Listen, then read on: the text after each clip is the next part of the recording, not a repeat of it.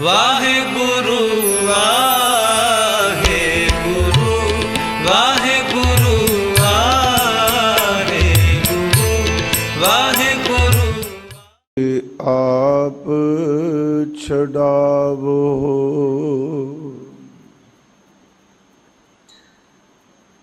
ਇਹ ਭੀਤਰ ਤੇ ਇਨਕੋ ਡਾਰੋ ਆਪਨ ਨਿਕਟ ਬੁਲਾਵੋ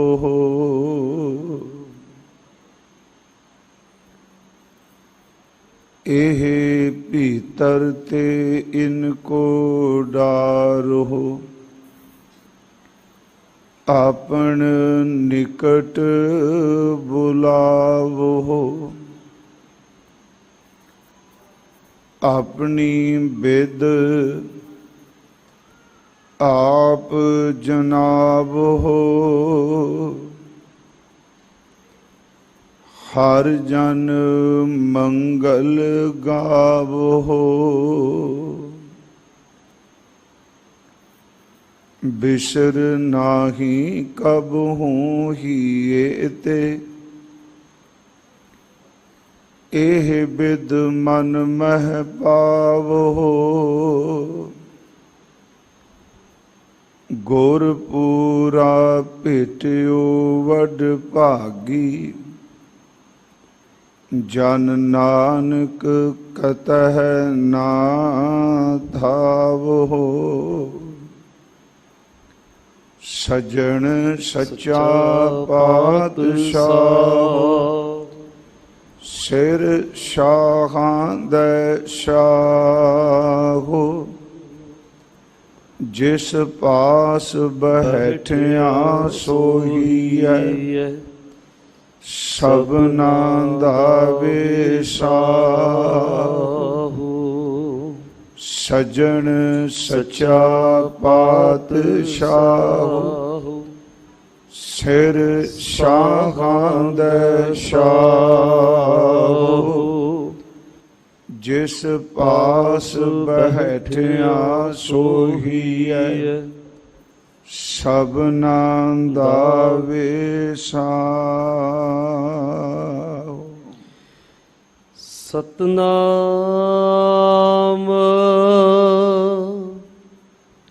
ਸ੍ਰੀ ਵਾਹਿਗੁਰੂ ਸਾਹਿਬ ਜੀ। ਸਲੋਕ ਮਹਲਾ ਤੀਜਾ। ਪਰਥਾਏ ਸਾਖੀ ਮਹਾਂਪੁਰਖ ਬੋਲਦੇ ਸਾਂਝੀ ਸਗਲ ਜਹਾਨੈ ਗੁਰਮੁਖ ਹੋਏ ਸੋ ਭਾਉ ਕਰੇ ਆਪਣਾ ਆਪ ਪਛਾਣੈ ਪਰਥਾਏ ਸਾਖੀ ਮਹਾਂਪੁਰਖ ਬੋਲਦੇ ਸਾਂਝੀ ਸਗਲ ਜਹਾਨੈ ਗੁਰਮੁਖ ਹੋਏ ਸੋ ਭਾਉ ਕਰੇ ਆਪਣਾ ਆਪ ਪਛਾਣੈ ਗੁਰ ਪ੍ਰਸਾਦੀ ਜੀਵਤ ਮਰੈ ਤਾ ਮਨ ਹੀ ਤੇ ਮਨ ਮਾਨੈ ਜਿਨ ਕੋ ਮਨ ਕੀ ਪ੍ਰਤੀਤ ਨਾਹੀ ਨਾਨਕ ਸੇ ਕਿਆ ਕਥਹਿ ਗਿਆਨੈ ਗੁਰ ਪ੍ਰਸਾਦੀ ਜੀਵਤ ਮਰੈ ਤਾ ਮਨ ਹੀ ਤੇ ਮਨ ਮਾਨੈ ਜਿਨ ਕੋ। ਗੁਰਦੁਆਰਾ ਮੰਜੀ ਸਾਹਿਬ ਦੀਵਾਨ ਅਸਥਾਨ ਵਿਖੇ ਸਤਿਗੁਰੂ ਸ੍ਰੀ ਗੁਰੂ ਗ੍ਰੰਥ ਸਾਹਿਬ ਸੱਚੇ ਪਾਤਸ਼ਾਹ ਜੀ ਦੀ ਹਜ਼ੂਰੀ ਅੰਦਰ ਸੋਭਾਏਮਾਨ ਗੁਰੂ ਸਵਾਰੇ ਸਤ ਸੰਗੀ ਜਨੋ,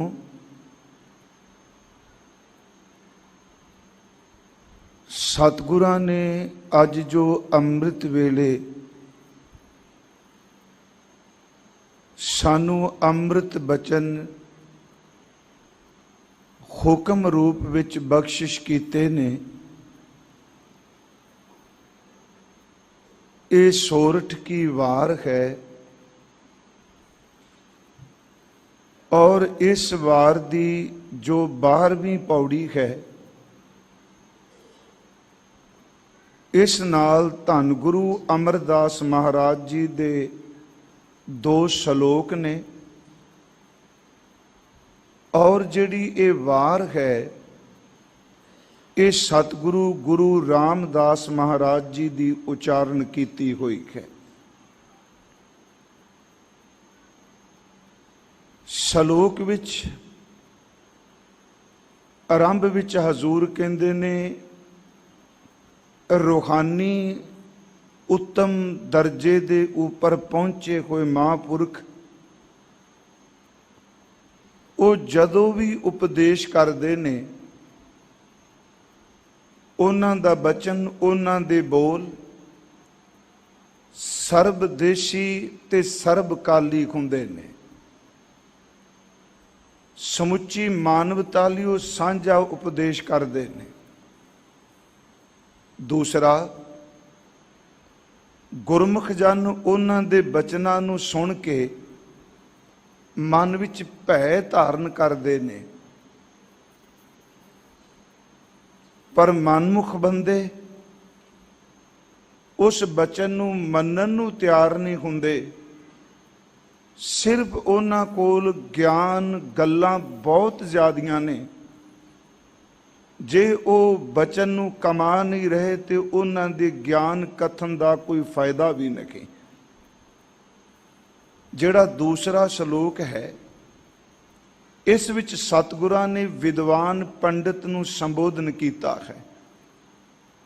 ਇੱਕ ਪਾਸੇ ਹੈ ਪੜਨ ਵਾਲਾ, ਦੂਸਰੇ ਪਾਸੇ ਹੈ ਕਰਨੀ ਕਮਾਣੀ ਵਾਲਾ।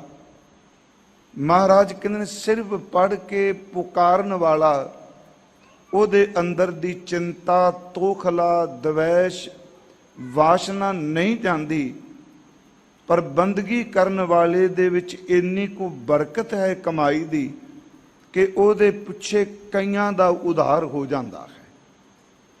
ਪੌੜੀ ਵਿੱਚ ਗੁਰੂ ਰਾਮਦਾਸ ਅਰਦਾਸ ਕਰਦੇ ਨੇ, ਹੇ ਮੇਰੇ ਵਾਹਿਗੁਰੂ ਜੀ, ਉਹ ਗੁਰਮੁਖ ਪਿਆਰੇ, ਉਹ ਪ੍ਰਮਾਤਮਾ ਦੀ ਆਪ ਹੀ ਵਿੱਚ ਭਿੱਜੀਆਂ ਹੋਈਆਂ ਰੂਹਾਂ ਮਿਲਾਓ, ਜਿਹੜੇ ਤੁਹਾਡੇ ਘਰ ਦਾ ਸਾਨੂੰ ਰਾਹ ਦੱਸਣ।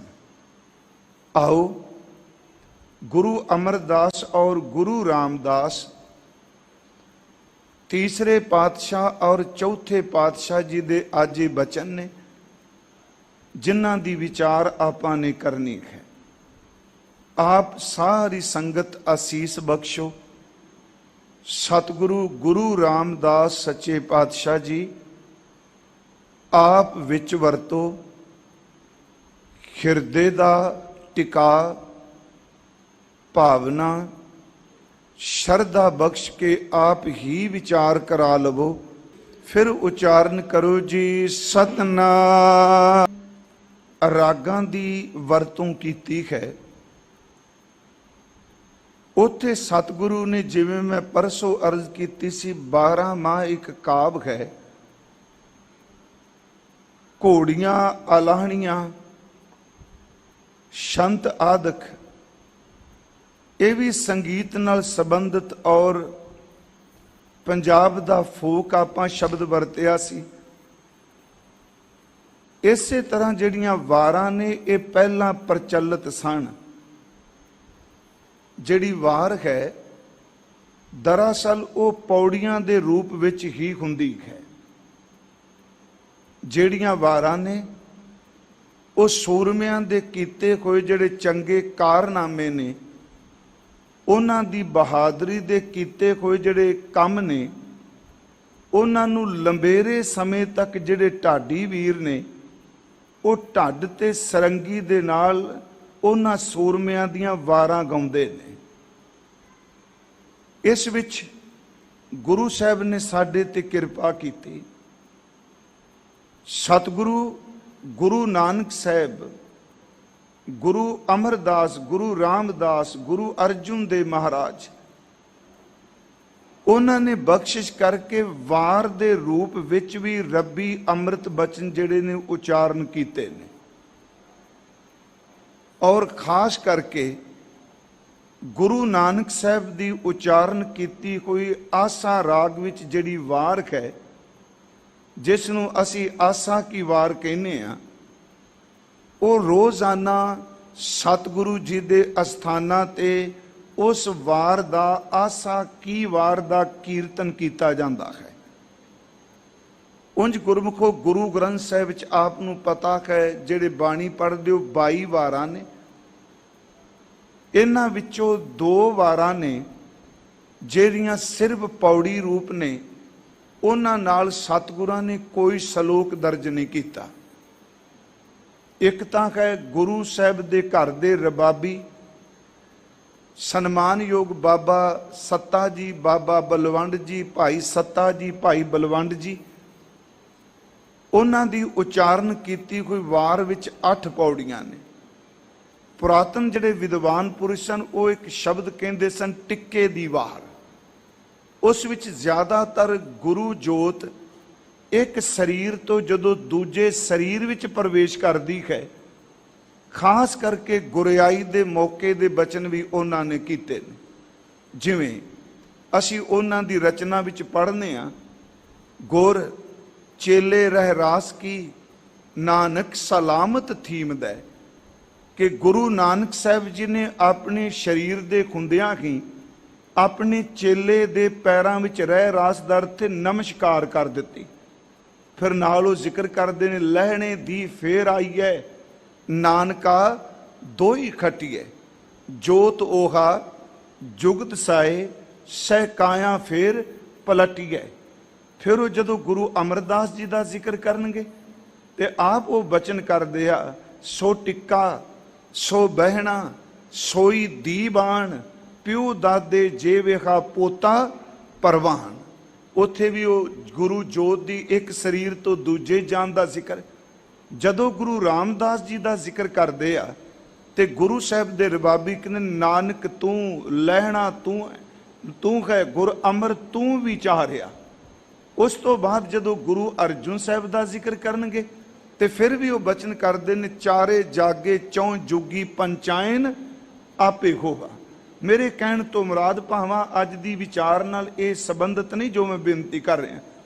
ਉਹ ਵਾਰ ਦੀਆਂ 8 ਪੌੜੀਆਂ ਨੇ। ਉਸ ਤੋਂ ਬਾਅਦ ਸਾਡੇ ਕੋਲ ਦੂਸਰੀ ਵਾਰ ਹੈ ਬਸੰਤ ਕੀ ਵਾਰ ਮਹੱਲ ਪੰਜਵਾਂ। ਇਸ ਦੀਆਂ 3 ਪੌੜੀਆਂ ਨੇ, ਜਿਹਦਾ ਕੀਰਤਨ ਆਪ ਜੀ ਨੂੰ ਪਤਾ ਹੈ ਸ਼੍ਰੀ ਹਰਿਮੰਦਰ ਸਾਹਿਬ ਦੇ ਅੰਦਰ ਬਕਾਇਦਾ ਅਰਦਾਸ ਕਰਕੇ ਮਾਘੀ ਤੋਂ ਸ਼ੁਰੂਆਤ ਹੁੰਦੀ ਹੈ ਤੇ ਹੋਲੇ ਮਹੱਲੇ ਤੱਕ ਬਸੰਤ ਗਾਇਨ ਕੀਤਾ ਜਾਂਦਾ ਹੈ। ਉਸ ਦੀਆਂ 3 ਪੌੜੀਆਂ ਨੇ। ਬਾਕੀ ਜਿਹੜੀਆਂ 20 ਵਾਰਾਂ ਨੇ, ਇਹਨਾਂ 20 ਵਾਰਾਂ ਦੇ ਅੰਦਰ ਸਤਿਗੁਰਾਂ ਨੇ ਪੌੜੀਆਂ ਦੇ ਨਾਲ ਸ਼ਲੋਕ ਵੀ ਦਰਜ ਕੀਤੇ ਆ। ਮੈਂ ਤਾਂ ਇਸ ਕਰਕੇ ਬੇਨਤੀ ਕੀਤੀ ਕਿ ਜਿਹੜੀ ਵਾਰ ਹੈ ਉਹਦੀ ਬੰਤਰ ਪੌੜੀਆਂ ਹੀ ਹੈ, ਪਰ ਸਤਿਗੁਰਾਂ ਨੇ ਇਹ ਵਿਲੱਖਣਤਾ ਹੋਰ ਬਖਸ਼ਿਸ਼ ਕਰ ਦਿੱਤੀ, ਉਹਨਾਂ ਪੌੜੀਆਂ ਦੇ ਨਾਲ ਮਿਲਦੇ ਹੋਏ ਸ਼ਲੋਕ ਦਰਜ ਕਰ ਦਿੱਤੇ। ਗੁਰਮੁਖੋ, ਇਸ ਤੋਂ ਇਲਾਵਾ ਸਾਡੇ ਗੁਰੂ ਗ੍ਰੰਥ ਸਾਹਿਬ ਦੀ ਬਾਣੀ ਵਿੱਚ 9 ਧੁਨਾਂ ਵੀ ਨੇ, ਧੁਨੀਆਂ ਵੀ ਨੇ, ਜਿਹੜੀਆਂ ਸਤਿਗੁਰਾਂ ਨੇ ਉਸ ਵਕਤ ਗਾਇਨ ਕੀਤੀਆਂ ਜਾਂਦੀਆਂ ਵਾਰਾਂ ਸਨ ਬਹਾਦਰਾਂ ਦੀਆਂ। ਉਹ ਧੁਨੀਆਂ ਉੱਪਰ ਅੰਕ ਦਰਜ ਕਰਕੇ ਕਹਿ ਦਿੱਤਾ, ਭਾਈ ਰਬਾਬੀਓ, ਇਹਨਾਂ ਇਸ ਵਾਰ ਨੂੰ ਉਸ ਤਰਜ ਵਿੱਚ ਗਾਇਓ ਜਿਸ ਤਰਜ ਵਿੱਚ ਪਹਿਲਾਂ ਆਹ ਵਾਰ ਗਾਈ ਜਾਂਦੀ ਸੀ। ਫਿਰ ਬੇਨਤੀ ਹੈ, ਉਹਦਾ ਸਿਧਾਂਤ ਨਹੀਂ ਲਿਆ, ਉਹ ਵਾਰ ਦਾ ਕੀ ਸਿਧਾਂਤ ਸੀ, ਬਸ ਥੋੜਾ ਜਿਹਾ ਇਸ਼ਾਰਾ ਕਰ ਦਿੱਤਾ ਵੀ ਤਰਜ ਉਹ ਲੈ ਲਿਓ। ਜਿਵੇਂ ਅਸੀਂ ਪੜ੍ਹਨੇ ਆ, ਵਾਰ ਸ਼ਲੋਕਾਂ ਨਾਲ ਸ਼ਲੋਕ ਵੀ ਮਹੱਲੇ ਪਹਿਲੇ ਕੇ ਲਿਖੇ, ਟੁੰਡੇ ਅਸਰਾਜੈ ਕੀ ਧੁਨੀ। ਉਹ ਟੁੰਡੇ ਅਸਰਾਜ ਦੀ ਜਿਹੜੀ ਵਾਰ ਗਾਈ ਜਾਂਦੀ ਹੈ, ਉਸ ਧੁਨੀ ਨੂੰ ਹਜ਼ੂਰ ਨੇ ਦਰਜ ਕੀਤਾ। ਮੈਂ ਇੱਕ ਹੋਰ ਅਰਜ਼ ਕਰਦਾ ਜਾਵਾਂ, ਆਮ ਤੌਰ ਤੇ ਬਾਹਰ ਮੁਖੀ ਜਿਹੜੀਆਂ ਵਾਰਾਂ ਨੇ, ਅੱਜ ਵੀ ਦੇਖੋ ਸ਼੍ਰੀ ਅਕਾਲ ਤਖਤ ਸਾਹਿਬ ਦੇ ਸਨਮੁਖ ਢਾਡੀ ਸਿੱਖ ਜਿਹੜੇ ਨੇ, ਗੁਰਸਿੱਖ, ਉਹ ਸੂਰਮਿਆਂ ਦੀਆਂ ਵਾਰਾਂ ਗਾਇਨ ਕਰਦੇ ਆ। ਅਸਲ 'ਚ ਵਾਰ ਜਿਹੜੀ ਹੈ ਉਹਦਾ ਸੰਬੰਧ ਕੀ ਸੂਰਮਗਤੀ ਨਾਲ ਸੀ, ਪਰ ਸਤਿਗੁਰਾਂ ਨੇ ਜੀ ਸਾਨੂੰ ਵਾਰ ਦੇ ਰਾਹੀਂ ਵੀ ਅੰਦਰੋਂ ਸੂਰਮਾ ਬਣਨ ਦੇ ਲਈ, ਕਿ ਜਿਹੜੇ ਅੰਦਰ 5 ਵਿਕਾਰ ਤੈਨੂੰ ਤੰਗ ਕਰਦੇ ਆ, ਤੈਨੂੰ ਅੰਦਰ ਦੇ ਦੁਸ਼ਮਣ ਟਿਕਣ ਨਹੀਂ ਦਿੰਦੇ, ਜਿਵੇਂ ਬਾਹਰੋਂ ਕੋਈ ਵਾਰ ਸੁਣਦਾ ਹੈ ਸੂਰਮੇ ਦੀ, ਬਹਾਦਰ ਦੀ, ਤੇ ਉਹਦਾ ਖੂਨ ਖੌਲਦਾ ਹੈ, ਸੱਚੀ ਮੁੱਚੀ ਚਾਹ ਪੈਦਾ ਹੁੰਦਾ, ਮੈਂ ਰਣ ਤੱਤੇ ਵਿੱਚ ਜੂਝ ਮਰਾਂ, ਜਿਵੇਂ ਇਹ ਸੂਰਮਾ ਸ਼ਹੀਦ ਹੋਇਆ। ਮਹਾਰਾਜ ਕਹਿੰਦੇ ਆ ਰੂਹਾਨੀ ਵਾਰਾ ਸੁਣ, ਤੇਰੇ ਅੰਦਰ ਚਾਹ ਬਣੇ ਅੰਦਰ ਦੇ ਦੁਸ਼ਮਣ ਨੂੰ ਫਤਿਹ ਕਰਨ ਦਾ। ਮਹਾਰਾਜ ਜੀ ਨੇ ਇਹ ਬਖਸ਼ਾਂ ਕੀਤੀਆਂ ਜੀ। ਤੇ ਸਾਡੀ ਇਤਿਹਾਸ ਵਿੱਚ ਇੱਕ ਬਚਨ ਹੈ, ਇਹ 22 ਦੀਆਂ 22 ਵਾਰਾਂ ਸਮੇਤ 9 ਧੁਨੀਆਂ ਜਿਹੜੀਆਂ ਨੇ, ਸਤਿਗੁਰੂ ਜੀ ਦੇ ਘਰ ਦੇ ਜਿਹੜੇ ਪਹਿਲੇ 2 ਢਾਡੀ ਨੇ, ਇਹ ਸਨਮਾਨਯੋਗ ਭਾਈ ਨੱਥਾ ਜੀ ਤੇ ਭਾਈ ਅਬਦੁੱਲਾ ਜੀ। ਉਂਝ ਮੈਂ ਅਰਜ਼ ਕਰਾਂਗਾ, ਢਾਡੀ ਸ਼ਬਦ ਦੀ ਵਰਤੋਂ ਜੇ ਪੁੱਛਿਆ ਜਾਏ ਤੇ ਅਸੀਂ ਕਹਿੰਦੇ ਢੱਡ ਵਜਾਉਣ ਵਾਲੇ ਨੂੰ ਕਹਿੰਦੇ ਆ ਸਾਜ਼ ਹੈ ਢੱਡ, ਕਹਿੰਦੇ ਵਜਾਉਂਦਾ ਜਿਹੜਾ ਢਾਡੀ ਹੈ। ਗੁਰਮੁਖੋ ਸੱਚ ਇਹ ਵੇ ਕਿ ਗੁਰੂ ਗ੍ਰੰਥ ਸਾਹਿਬ ਦੀ ਬਾਣੀ 'ਚ ਸਭ ਤੋਂ ਪਹਿਲਾਂ ਗੁਰੂ ਨਾਨਕ ਸਾਹਿਬ ਨੇ ਆਪਣੇ ਆਪ ਨੂੰ ਪਰਮਾਤਮਾ ਦਾ ਢਾਡੀ ਕਿਹਾ ਹੈ। ਉਹਨਾਂ ਦੇ ਜਦੋਂ ਬਚਨ ਪੜ੍ਹਨੇ ਆ, ਖਾਉ ਢਾਡੀ ਵਿਕਾਰ ਕਾਰੈ ਲਾਇਆ, ਆਪਣੇ ਆਪ ਨੂੰ ਢਾਡੀ ਕਿਹਾ। ਕੇਵਲ ਢਾਡੀ ਨਹੀਂ, ਇੰਨੀ ਨਿਰਮਾਨਤਾ ਵੀ ਚਲੇ ਗਏ, ਕਹਿਣ ਲੱਗੇ ਖਾਉ ਢਾਡੀ ਕਾ ਨੀਚ ਜਾਤ ਹੋਰ ਉੱਤਮ ਜਾਤ ਸਦਾਇਂਦੇ। ਗੁਰੂ ਰਾਮਦਾਸ ਜੀ ਨੇ ਆਪਣੇ ਆਪ ਨੂੰ ਢਾਡੀ ਕਹੇ, ਹਉ ਢਾਡੀ ਹਰ ਪ੍ਰਭ ਖਸਮ ਕਾ ਹਰ ਕੈ ਦਰ ਆਇਆ, ਹਰ ਅੰਦਰ ਸੁਣੀ ਪੁਕਾਰ ਢਾਡੀ ਮੁਖ ਲਾਇਆ, ਹਰ ਪੁੱਛਿਆ ਢਾਡੀ ਸਦਕੈ ਕਿਤ ਅਰਥ ਤੂੰ ਆਇਆ। ਮਹਾਰਾਜ ਜੀ ਨੇ ਆਪਣੇ ਆਪ ਲਈ ਸ਼ਬਦ ਢਾਡੀ ਵਰਤਿਆ ਹੈ। ਇਹਨਾਂ 2 ਢਾਡੀਆਂ ਨੇ, ਨੱਥਾ ਔਰ ਅਬਦੁੱਲਾ ਜੀ ਨੇ।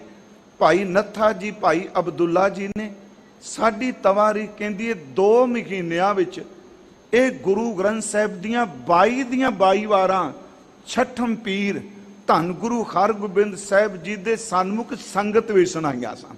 22 ਦੀਆਂ 22 ਵਾਰਾਂ ਇਸੇ ਤਰ੍ਹਾਂ ਹੀ ਮਹਾਰਾਜ ਜੀ ਨੇ ਪ੍ਰਸੰਨ ਹੋ ਕੇ ਇਹਨਾਂ ਨੂੰ ਇਨਾਮ ਦੇ ਵਿੱਚ ਇੱਕ ਹਾਥੀ ਦਿੱਤਾ ਸੀ, ਪਰ ਉਹਨਾਂ ਨੇ ਭਾਵਨਾ ਸਹਿਤ ਕਿਹਾ ਨਹੀਂ ਮਹਾਰਾਜ, ਸਾਨੂੰ ਆਪਣੀ ਸਿਫਤ ਦੀ ਦਾਤ ਹੀ ਦਿਓ। ਮੈਂ ਥੋੜੀ ਜਿਹੀ ਤਾਂ ਇਹ ਬੇਨਤੀ ਕੀਤੀ ਕਿਉਂਕਿ ਅੱਜ ਮਨ 'ਚ ਆਏਗਾ, ਸਵੇਰੇ ਸਿੰਘ ਸਾਹਿਬ ਜੀ ਨੇ ਹੁਕਮਨਾਮਾ ਲੈਂਦਿਆਂ ਕਿਹਾ ਵੀ ਸੋਰਠ ਕੀ ਵਾਰ ਹੈ, ਚੌਥੇ ਪਾਤਸ਼ਾਹ ਦੀ ਤੇ 12ਵੀਂ ਪੌੜੀ ਹੈ। ਇਸ ਕਰਕੇ ਮੈਂ ਥੋੜੀ ਜਿਹੀ ਵਿਆਖਿਆ ਕੀਤੀ ਕਿ ਸਿੰਘ ਸਾਹਿਬ ਜਦੋਂ ਵੀ ਕਿਸੇ ਵਾਰ ਵਿੱਚੋਂ ਹੁਕਮਨਾਮਾ ਆਉਂਦਾ ਹੈ, ਹਾਲਾਂਕਿ ਉਹਨਾਂ ਸ਼ੁਰੂਆਤ ਕਰ ਦਿੱਤੀ ਸ਼ਲੋਕ ਮਹੱਲਾ 3, ਉਹ ਇਸ ਕਰਕੇ ਸਾਨੂੰ ਹੁਕਮਨਾਮੇ ਤੋਂ ਬਾਅਦ ਇਹ ਜਾਣਕਾਰੀ ਦਿੰਦੇ ਨੇ ਕਿ ਗੁਰਸਿੱਖੋ, ਜਿਹੜੇ ਅੱਜ ਸ਼ਲੋਕ ਤੇ ਪੌੜੀ ਆਈ ਹੈ, ਇਹ ਇਸ ਰਾਗ ਦੀ ਵਾਰ ਹੈ ਤੇ ਇਹ ਇੰਨਾ ਨੰਬਰ ਪੌੜੀ ਹੈ। ਇਸ ਕਰਕੇ ਇਹ ਜਿਹੜੀ ਸੋਰਠ ਕੀ ਵਾਰ ਹੈ, ਇਹ ਵਾਰ ਧੰਨ ਗੁਰੂ ਰਾਮਦਾਸ ਦੀ ਉਚਾਰਨ ਕੀਤੀ ਹੈ। ਸ਼ਲੋਕ ਇਸ 12ਵੀਂ ਪੌੜੀ ਨਾਲ ਸਤਿਗੁਰੂ ਗੁਰੂ ਅਮਰਦਾਸ ਮਹਾਰਾਜ ਜੀ ਦੇ ਨੇ। ਇਸ ਕਰਕੇ ਸ਼ਬਦ ਵਰਤਿਆ ਹੈ ਕਿ ਸ਼ਲੋਕ ਮਹੱਲਾ 3, ਤੀਸਰੇ ਗੁਰਦੇਵ ਧੰਨ ਗੁਰੂ ਅਮਰਦਾਸ ਉਹ ਆਪਣੀ ਰਸਨਾ ਤੋਂ ਬਚਨ ਕਰਦੇ ਹਨ। ਪਰਥਾਏ ਸਾਖੀ ਮਹਾਪੁਰਖ ਬੋਲਦੇ, ਸਾਂਝੀ ਸਗਲ ਜਹਾਨੈ। ਸਤਿਗੁਰੂ ਗੁਰੂ ਅਮਰਦਾਸ ਮਹਾਰਾਜ ਜੀ ਨੇ ਪਹਿਲਾ ਬਚਨ ਕੀਤਾ, ਪਰਥਾਏ ਸਾਖੀ ਮਹਾਪੁਰਖ ਬੋਲਦੇ, ਸਾਂਝੀ ਸਗਲ ਜਹਾਨੈ। ਥੋੜੇ ਜਿਹਾ ਜਿੱਥੇ ਜ਼ਰੂਰਤ ਪਏਗੀ ਅਸੀਂ ਉਸ ਸ਼ਬਦ ਦੇ ਅੱਖਰੀ ਅਰਥ ਵੀ ਕਰਾਂਗੇ। ਹੁਣ ਸ਼ਬਦ ਹੈ ਪਰਥਾਏ। ਗੁਰੂ ਗ੍ਰੰਥ ਸਾਹਿਬ ਵਿੱਚ ਇਹ 2 ਅਰਥਾਂ ਵਿੱਚ ਆਇਆ ਜੀ। ਇੱਕ ਪਰਥਾਏ ਦਾ ਅਰਥ ਹੈ ਪਰਲੋਕ, ਇੱਥੇ ਪਰਥਾਏ ਦਾ ਅਰਥ ਹੈ ਨਿਯਮ। ਉਂਝ ਵੈਸੇ ਅਸੀਂ ਸ਼ਬਦ ਵਰਤ ਦਿੰਦੇ ਹਾਂ ਬਾਬਤ, ਇਹ ਕਿਸੇ ਦੇ ਨਿਮਿਤ, ਕਿਸੇ ਦੇ ਬਾਬਤ ਇਹ ਸ਼ਬਦ ਕਹੇ। ਗੁਰਮੁਖੋ ਪਰਥਾਏ ਦਾ ਅਰਥ ਇੱਕ ਸ਼ਬਦ ਹੈ ਪ੍ਰਥਾ। ਪ੍ਰਥਾ ਦਾ ਅਰਥ ਹੁੰਦਾ ਰੀਤ, ਨਿਯਮ ਜਾਂ ਕਾਇਦਾ ਕਾਨੂੰਨ। ਇੱਥੇ ਪਰਥਾਏ ਦਾ ਜੇ ਲਫ਼ਜ਼ੀ ਅਰਥ ਕਰਾਂਗੇ ਤੇ ਆਪਾਂ ਇਹੀ ਕਰਾਂਗੇ ਨਿਯਮ ਜਾਂ ਰੀਤ ਜਾਂ ਉਪਦੇਸ਼। ਪਰਥਾਏ ਸਾਖੀ, ਅੱਗੇ ਸ਼ਬਦ ਕਹਿ ਸਾਖੀ, ਸਾਖੀ ਦਾ ਅਰਥ ਹੈ ਸਿੱਖਿਆ।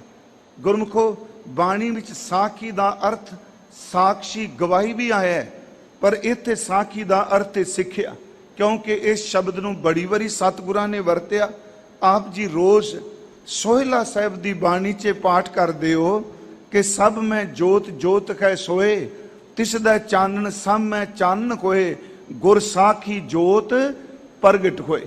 ਇਹਦਾ ਅਰਥ ਹੋ ਗਿਆ ਸਾਖੀ। ਉਂਝ ਸਾਡੇ ਕੋਲ ਜਿਹੜੀਆਂ ਅਸੀਂ ਸਾਖੀਆਂ ਵੀ ਪੜ੍ਹਨੇ ਆ, ਇਹਦਾ ਅਰਥ ਵੀ ਸਿੱਖਿਆ ਜਾਂ ਗਵਾਹੀ ਹੈ। ਸਾਡੇ ਇੱਕ ਵਿਦਵਾਨ ਕਹਿੰਦੇ ਨੇ ਅਸਲ 'ਚ ਆ ਜਿਹੜਾ ਆਧੁਨਿਕ ਇਤਿਹਾਸ ਜਿਹਨੂੰ ਅੱਜ ਕੱਲ੍ਹ ਕਹਿੰਦੇ, ਜਿਹੜਾ ਸਾਇੰਟੀਫਿਕ ਤਰੀਕੇ ਨਾਲ ਕਹਿੰਦੇ ਆ ਵੀ ਆਹ ਇਤਿਹਾਸ ਸਾਡਾ ਸੀ ਸਾਇੰਟੀਫਿਕ ਤਰੀਕੇ ਨਾਲ, ਪਰ ਚਲੋ ਮੇਰਾ ਅੱਜ ਵਿਸ਼ਾ ਨਹੀਂ। ਇਹ ਗੱਲ ਚੇਤੇ ਰੱਖਿਓ, ਗੁਰੂ ਗ੍ਰੰਥ ਸਾਹਿਬ ਦੇ ਰੂਹਾਨੀ ਗਿਆਨ ਤੋਂ ਉੱਤੇ ਕਿਸੇ ਗਿਆਨ ਦਾ ਕੁੰਡਾ ਰੱਖ ਕੇ ਦੀ ਵਿਆਖਿਆ ਨਾ ਕਰਿਓ। ਅਰਜ਼ ਹੈ, ਫਿਰ ਮੈਂ ਸ਼ਬਦ ਰਿਪੀਟ ਕਰਾਂਗਾ, ਗੁਰੂ ਗ੍ਰੰਥ ਸਾਹਿਬ ਦੇ ਸ਼ਬਦ ਦੇ ਉੱਪਰ ਕਿਸੇ ਵੀ ਬਾਹਰ ਮੁਖੀ ਕੋਈ ਵੱਡੀ ਖੋਜ ਹੋਵੇ, ਇਹਨੂੰ ਭਾਵੇਂ ਕੋਈ ਕੱਟੜਤਾ ਚ ਲੈ, ਇਸ ਤੋਂ ਉੱਪਰ ਕੋਈ ਬਚਨ, ਕੋਈ ਬਾਣੀ, ਕੋਈ ਗਿਆਨ ਨਹੀਂ ਸਾਡੇ ਵਾਸਤੇ। ਮਹਾਰਾਜ ਨੇ ਤਾਂ ਹੀ ਸ਼ਬਦ ਕਿਹਾ ਸੀ, ਬਾਣੀ ਤਾਂ ਗਾਵੋ ਗੁਰੂ ਕੇਰੀ ਬਾਣੀਆਂ ਸਿਰ ਬਾਣੀ। ਮੈਂ ਫਿਰ ਅਰਜ਼ ਕਰਾਂਗਾ, ਪਹਿਲਾਂ ਜਿਹੜੇ ਸ਼ਬਦ ਸਨ, ਘਰਾਂ ਵਿੱਚ ਬਾਤ ਪੈਂਦੀ ਸੀ ਕਿ ਬਾਤਾਂ ਪਾਓ, ਇਹਨੂੰ ਦੁਨਿਆਵੀ ਨਹੀਂ ਸਮਝਣੀਆਂ। ਇਹ ਬਾਤਾਂ ਜਿਹੜੀਆਂ ਨੇ ਬਾਅਦ ਵਿੱਚ ਗਾਥਾ ਬਣ ਜਾਂਦੀਆਂ ਸਨ। ਇਹੀ ਗਾਥਾ ਕਹਿ ਲੋ ਸਾਖੀ ਬਣ ਜਾਂਦੀ ਸੀ। ਸਾਖੀ ਨੂੰ ਹੀ ਆਧਾਰ ਬਣਾ ਕੇ ਫਿਰ ਆਧੁਨਿਕ ਯੁੱਗ ਦਾ ਵਿਦਵਾਨ ਜਿਹੜਾ ਆਪਣੇ ਢੰਗ ਨਾਲ ਉਸ ਹਿਸਟਰੀ ਨੂੰ ਲਿਖਦਾ ਹੈ, ਪਰ ਉਹਦੀ ਜਿਹੜਾ ਪਿਛੋਕੜ ਹੈ, ਜਿਹੜੀ ਉਹਦੀ ਜੜ ਹੈ, ਉਹ ਤਾਂ ਬਾਤ ਵਿੱਚ ਪਈ, ਉਹ ਸਾਖੀ ਵਿੱਚ ਪਈ ਹੈ। ਖੈਰ ਇੱਥੇ ਜਿਹੜਾ ਬਚਨ ਹੈ ਪਰਥਾਏ ਸਾਖੀ, ਅਗਲਾ ਸ਼ਬਦ ਹੈ ਮਹਾਪੁਰਸ਼। ਇਹ ਦੋ ਸ਼ਬਦਾਂ ਦਾ ਸਮਾਸ ਹੈ। ਬੇਨਤੀ ਸੁਣਿਓ, ਪੰਜਾਬੀ 'ਚ ਅਸੀਂ ਪੜ੍ਹਦੇ ਹਾਂ ਮਹਾਂਪੁਰਖ ਤੇ ਸੰਸਕ੍ਰਿਤ ਵਿੱਚ ਹੈ ਮਹਾਪੁਰਸ਼। ਦੋ ਲਫ਼ਜ਼ਾਂ ਦਾ ਸ਼ਬਦਾਂ ਦਾ ਸਮਾਸ ਹੈ ਮਹਾ ਔਰ ਪੁਰਸ਼।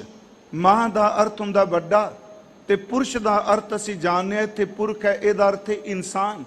ਇਹਦਾ ਲਫ਼ਜ਼ੀ ਅਰਥ ਹੋ ਗਿਆ ਵੱਡਾ ਇਨਸਾਨ। ਜੇ ਇਹਦੇ ਹੋਰ ਅਰਥ ਕਰਨੇ ਹੋਣ ਤੇ ਅੱਖਰੀ ਅਰਥ ਇਹ ਕਰਾਂਗੇ ਨੇਕ ਪੁਰਸ਼, ਰੂਹਾਨੀਅਤ ਦੇ ਤੌਰ ਤੇ ਉੱਤੇ ਦਰਜੇ ਤੇ ਪਹੁੰਚਿਆ। ਮਹਾਰਾਜ ਕਹਿੰਦੇ ਨੇ ਪਰਥਾਏ ਸਾਖੀ ਮਹਾਂਪੁਰਖ ਬੋਲਦੇ। ਗੁਰਮੁਖ ਅਰਥਾਂ ਵੱਲ ਧਿਆਨ ਦਿਆ ਜੇ ਕਿ ਮਹਾਂਪੁਰਸ਼, ਇਹਦਾ ਅਰਥ ਕਈਆਂ ਨੇ ਗੁਰੂ ਕੀਤਾ। ਅਸਲ 'ਚ ਤਾਂ ਸਿੱਧਾ ਅਰਥ ਇਹ ਹੈ ਵੀ ਕਮਾਈ ਵਾਲਾ ਗੁਰਮੁਖ ਜਨ ਜਿਹਨੂੰ ਮਹਾਂਪੁਰਖ ਕਹਿੰਦੇ। ਅੱਗੇ ਮੈਂ ਬੇਨਤੀ ਥੋੜੀ ਜਿਹੀ ਸ਼ਬਦ ਬਾਰੇ ਕਰਨੀ ਹੈ। ਪਰਥਾਏ ਸਾਖੀ ਮਹਾਂਪੁਰਖ ਬੋਲਦੇ। ਮਹਾਂਪੁਰਸ਼ ਕਿਸੇ ਦੇ ਬਾਬਤ ਵੀ ਕੋਈ ਸਿੱਖਿਆ ਦੇ, ਕਿਸੇ ਨੂੰ ਵੀ ਉਪਦੇਸ਼ ਦੇ, ਤੇ ਉਹਨੂੰ ਕਦੀ ਨਾ ਸੋਚੋ ਇਹ ਇੱਕ ਬੰਦੇ ਵਾਸਤੇ ਬੋਲਿਆ, ਇੱਕ ਬੰਦੇ ਨੂੰ ਕਹੇ ਸਾਂਝੀ। ਉਹ ਜਿਹੜਾ ਉਪਦੇਸ਼ ਹੈ ਉਹ ਸਾਰੇ ਸੰਸਾਰ ਵਾਸਤੇ ਸਾਂਝਾ ਹੈ। ਸੰਬੋਧਨ ਇੱਕ ਨੂੰ ਕੀਤਾ ਹੈ, ਪਰ ਉਪਦੇਸ਼ ਸਾਰਿਆਂ ਦੇ ਕਮਾਉਣ ਵਾਸਤੇ ਹੈ। ਪਰਥਾਏ ਸਾਖੀ ਮਹਾਂਪੁਰਖ ਬੋਲਦੇ, ਸਾਂਝੀ ਸਗਲ ਜਹਾਨੈ, ਸਾਰੇ ਜਹਾਨ ਵਾਸਤੇ ਉਹ ਸਾਂਝੀ ਹੈ, ਉਹਨੂੰ ਸਭ ਨੇ ਹੀ ਕਮਾਣਾ ਹੈ। ਥੋੜਾ ਜਿਹਾ ਇਸ ਦੇ ਆਰੰਭ ਵਿੱਚ ਹੁਣ ਅੱਜ ਸ਼ਬਦ ਆਇਆ ਹੈ ਮਹਾਂਪੁਰਖ। ਮੈਂ ਬੜੀ ਸਿੱਧੀ ਬਾਤ ਇਸ ਅਸਥਾਨ ਤੋਂ ਕਰਨੀ ਚਾਹਨਾ ਕਿ ਸਾਡੇ ਕੋਲ, ਮੈਂ ਇੱਕ ਦਿਨ ਕਿਹਾ ਸੀ, ਇੱਕ ਤਾਂ ਸਾਡੇ ਕੋਲ ਕੋਸ਼ ਨੇ। ਜਦੋਂ ਅਸੀਂ ਵਿਆਖਿਆ ਕਰਨੇ ਆ, ਅਸੀਂ ਕੋਸ਼ ਵਿੱਚੋਂ ਦੇਖਦੇ ਹਾਂ ਵੀ ਸ਼ਬਦ, ਇਸ ਸ਼ਬਦ ਦੇ ਅਰਥ ਇਸ ਕੋਸ਼ ਵਿੱਚ ਕੀ ਦਿੱਤੇ ਨੇ। ਜਿੰਨਾ ਮਰਜੀ ਕੋਈ ਵਿਦਵਾਨ ਹੋਵੇ, ਕੱਲੇ ਸੀ ਕਥਾ ਕਰਨ ਵਾਲੇ ਨਹੀਂ, ਯੂਨੀਵਰਸਿਟੀ 'ਚ ਕਾਲਜਾਂ ਵਿੱਚ ਖੋਜਕਾਰ ਜਿੰਨੇ ਵੀ ਨੇ, ਜਿਤਨੇ ਮਰਜੀ ਸਿਆਣੇ ਨੇ, ਉਹਨਾਂ ਦੀਆਂ ਘਰਾਂ ਵਿੱਚ, ਉਹਨਾਂ ਦੇ ਪੁਸਤਕਾਲਿਆਂ ਵਿੱਚ ਦੇਖਿਓ ਬਹੁਤ ਸਾਰੇ ਕੋਸ਼ ਪਏ ਹੋਣਗੇ। ਸਾਰੇ ਕੋਸ਼ ਉਹ ਫਿਰ ਵੇਖਦੇ ਆ ਵੀ ਇਹ ਸ਼ਬਦ ਦੇ ਅਰਥ ਕੋਸ਼ ਵਿੱਚ ਕੀ ਦਿੱਤੇ ਗਏ ਆ। ਸਾਹਿਬ ਸੱਚੇ ਪਾਤਸ਼ਾਹ ਮਹਾਰਾਜ, ਮੈਂ ਅਰਜ਼ ਆਪ ਨੂੰ ਕੀਤੀ, ਮਹਾਂਪੁਰਖ ਦਾ ਅਰਥ ਹੈ ਨੇਕ ਪੁਰਖ, ਵੱਡਾ ਪੁਰਖ, ਉੱਚਾ ਪੁਰਖ, ਚੰਗਾ ਪੁਰਖ ਅਸੀਂ ਕਹਿੰਦੇ। ਹੁਣ ਉਸ ਤੋਂ ਇਲਾਵਾ ਸ੍ਰੀ ਗੁਰੂ ਗ੍ਰੰਥ ਸਾਹਿਬ ਦੀ ਬਾਣੀ ਵਿੱਚ ਮਹਾਂਪੁਰਖ ਕੌਣ ਹੈ, ਇਸ ਗੱਲ ਨੂੰ ਧਿਆਨ ਨਾਲ ਸੁਣਿਓ, ਕਿਉਂਕਿ ਕਈ ਵਾਰੀ ਜਿਸ ਚੀਜ਼ ਦੀ ਕਦਰ ਜ਼ਿਆਦੀ ਪੈਣ ਲੱਗ ਪਏ, जिस चीज की वस्तु की कदर ज्यादा पैन लग पे समय दे नाल सब तो ज्यादा ओदियां नकलां पैदा हो जांदियां। ये स्पष्ट है ना जी। बाजार विच मैं कह रहा जिस चीज की डिमांड ज्यादा होवे जां कदर बहुत ज्यादा पैन लग पे, तुसी याद रखियो दूसरे पासे वो भी लोग बैठे हुंदे आ जिस चीज की कदर पै रही है ओदी नकल बना बना के भी वो बाजार में चले आउंदे आ। पर ਇਹਦਾ मतलब ये नहीं कि जिहदियां नकलां बहुत हो गईयां ते असल ओदी जिहड़ी वो खत्म हो गई। नहीं प्यारिओ, असल गिनती विच घट मिलेगी पर ओदी अणहोंद कदी नहीं हुंदी, वो कायम जरूर रहिंदी है। इसे तरह जिहड़ा महापुरख शब्द है, उंज मैं वैसे अर्ज करांगा जिहड़े सज्जन पढ़न नाल संबंधित रखदे आ, प्रिंसीपल धर्मानंद सिंह उन्हां दी एक किताब है सिख मत दर्पण।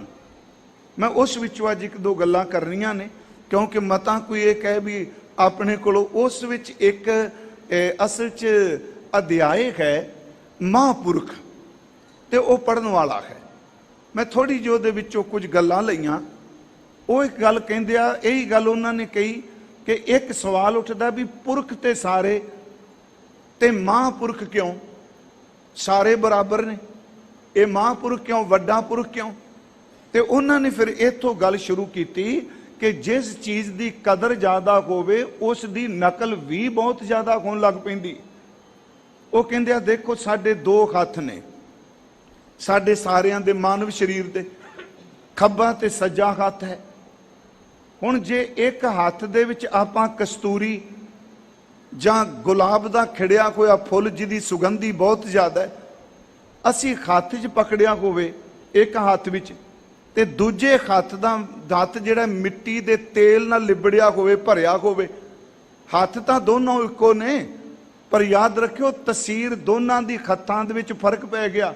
जिस हथ विच सुगंधी है, कस्तूरी है, फुल ने, अतर है, याद रखियो वो हथ जिहड़ा है वो लंघदे लोकां नूं अपने वल खिंचेगा ते जिहड़ा हथ है तां हथ ही मिट्टी दे तेल नाल भरिया है, उहनूं किहड़ा सूंघण वास्ते आएगा। इनू फिर थोड़ी जी होर मैं बेनती करा, गुरमुखो चाहे दुर्गंधी है चाहे सुगंधी है, दोनों की आपो अपनी तसीर है। जिथे गंदगी का ढेर होवेगा, कूड़े का ढेर होवेगा, वो बदबू भी फैलती है। तो याद रखियो जिथे सुगंधी है वो सुगंधी भी फैलती है, पर दोनों च फर्क इन्ना जिथे गंदगी का ढेर है, बदबू है, उत्थे लोग इकट्ठे भी खिंड जाते आ, उस तो दूर चले जाते आ।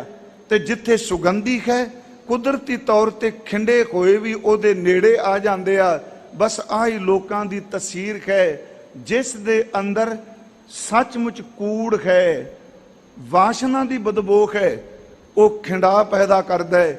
जिस अंदर परमात्मा ने नाम की सुगंधी पैदा कर दी, गुरमुखो वो खंडा की थां ते टिका पैदा करता है। इत्थे एक होर अर्श वो कहते हैं शब्द सी पति, क्योंकि मैं थोड़ी जी बेनती करनी चाहना इस संबंध विच उलारू हो के नहीं। साडी अज एक मुश्किल है, जे कोई साधु सेविक है वो गुरबाणी विचों तुकां ही वो लभदा है भी संत की महानता की है, ते दूसरे पासे जिहड़ा विपरीत चलदा है वो तुकां लभदा पिया भी ओदी निंदिया की है। दोनों खलोते शस्त्र दोनों ने तुकां दी पकड़े होया। ते मैं कोई ये नहीं कि मैं बहुत को जानना, सिर्फ इक्को बेनती है गुरमुखो कि गुरु ग्रंथ साहिब की पवित्र बाणी के आधार पर मैं अर्ज करांगा शब्द सी पति। वो सिर्फ पति जिहड़ा सी एक इस्त्री दे खावंद लई, कंत लई, मालक लई वरतदे सन। प्रिंसीपल साहब लिखते हैं वो शब्द इन्ना प्रचलित हो गया, सभापति, सेनापति, प्रजापति, देशपति, वो पति कितना शब्द वरतीन लगा। इसे तरह शब्द प्रोफैसर है। प्रोफैसर शब्द जिहड़े यूनीवर्सिटियां विच पढ़न वाले जिन्हां कई कई साल डिग्रियां कीतियां, उन्होंने इन्नी पढ़ाई करके प्रोफैसर की पदवी ते पहुंचे तो उत्थे वो लिखते हैं सुरमा वेचण वाला भी हुण प्रोफैसर बनया बैठा है। सच्ची गल ये वे जिन्हें 4 साखियां सुना दित्तियां वो भी प्रोफैसर बन गया, जिन्हें 5-10 बंदियां की बेइज्जती कर दी वो भी प्रोफैसर बन गया। ते फीलिंग वो भी संत वाली अंदरों लेंदे आ, पर लफ्ज़ जिहड़ा चेंज कर दिता। मैं अर्ज करांगा कि देखो इस साडा सुभाव बन चुका है। गुरु ग्रंथ साहिब दी बाणी ने महापुरख शब्द मन्निया पर अंध विश्वास वाला नहीं। ते जिथे अंध विश्वास दसिया उथे गुरु ने सुचेत भी किया। एक दिन मैं अर्ज की सी, आप जी आसा की वार च पढ़ दो, थोड़ा जिहा शब्द मैं अज महापुरख दे अर्थ लई, क्योंकि रोज रोज आप इनू रिपीट नहीं करांगे। आसा की वार विच एक पासे पखंडी दा, परपंची दा, दंभी दा, वखावा करन वाले दा ओदा जिक्र कीता है, ते दूजे पासे क्या लोको ये मत समझो कि सच कमाई वाला कोई नहीं, वो वखावा नहीं करता पर कमाई वाले अज भी हैं। महाराज जी का बचन है, अंदरों झूठे पैज बाहर दुनिया अंदर फैल, 68 तीर्थ जे नामै उतरै नाही मैल। हुण इहदे विच परपंची का जिक्र किया, अंदर झूठ है बाहर अडंबर है। अंदरों झूठे पैज बाहर दुनिया अंदर फैल, 68 तीर्थ जे नामै उतरै नाही मैल। जिन पट अंदर, हुण दूजा पक्ष, जे अंदरों झूठे ने ते गुरमुखो अंदरों नाम दी रेशम वाले भी बैठे होया। जिन पट अंदर बाहर गुदड़, बाहर उन्हां दी गोदड़ी पुराने कपड़े पाया। जिन पट अंदर बाहर गुदड़ ते भले संसार, ते न्यों लगा रब सेती देखने विचार। रंग हसें रंग रोवें चुप पी कर जाहें, परवाह नाही किसे केरी बाज सच्चे नाह। मैं अर्ज करांगा गुरमुखो दोनों पक्ष ने। हुण एक देखो भी केड़ा महापुरख, लफ्ज तां सारे वरत लेने ते असी ज्यादातर वो वरतने जिन्हां ने, खिमा करियो बहु गिनती च, आप तां बाणी पढ़ी नहीं, बस सुन लिया जी ये बहुत पहुंचे हुए महापुरख ने, ये बहुत पहुंची हुई आत्मा ने, ये तां ब्रह्म ज्ञानी ने, पुछो कुछ ना जी, चो ज्यों बोलन लग दिया जी ये तां सिरे लगी गल है। मैं हाथ जोड़ के बेनती करांगा, किसी दी निंदिया नहीं। ओ गुरमुखो, गुरु ग्रंथ साहिब विच महापुरख दी डेफिनेशन दिती है संस्कृति विच, जिस विच आ 6 गुण मौजूद ने। मेरा गुरु अर्जुन देव कहंदा वो ही महापुरख है।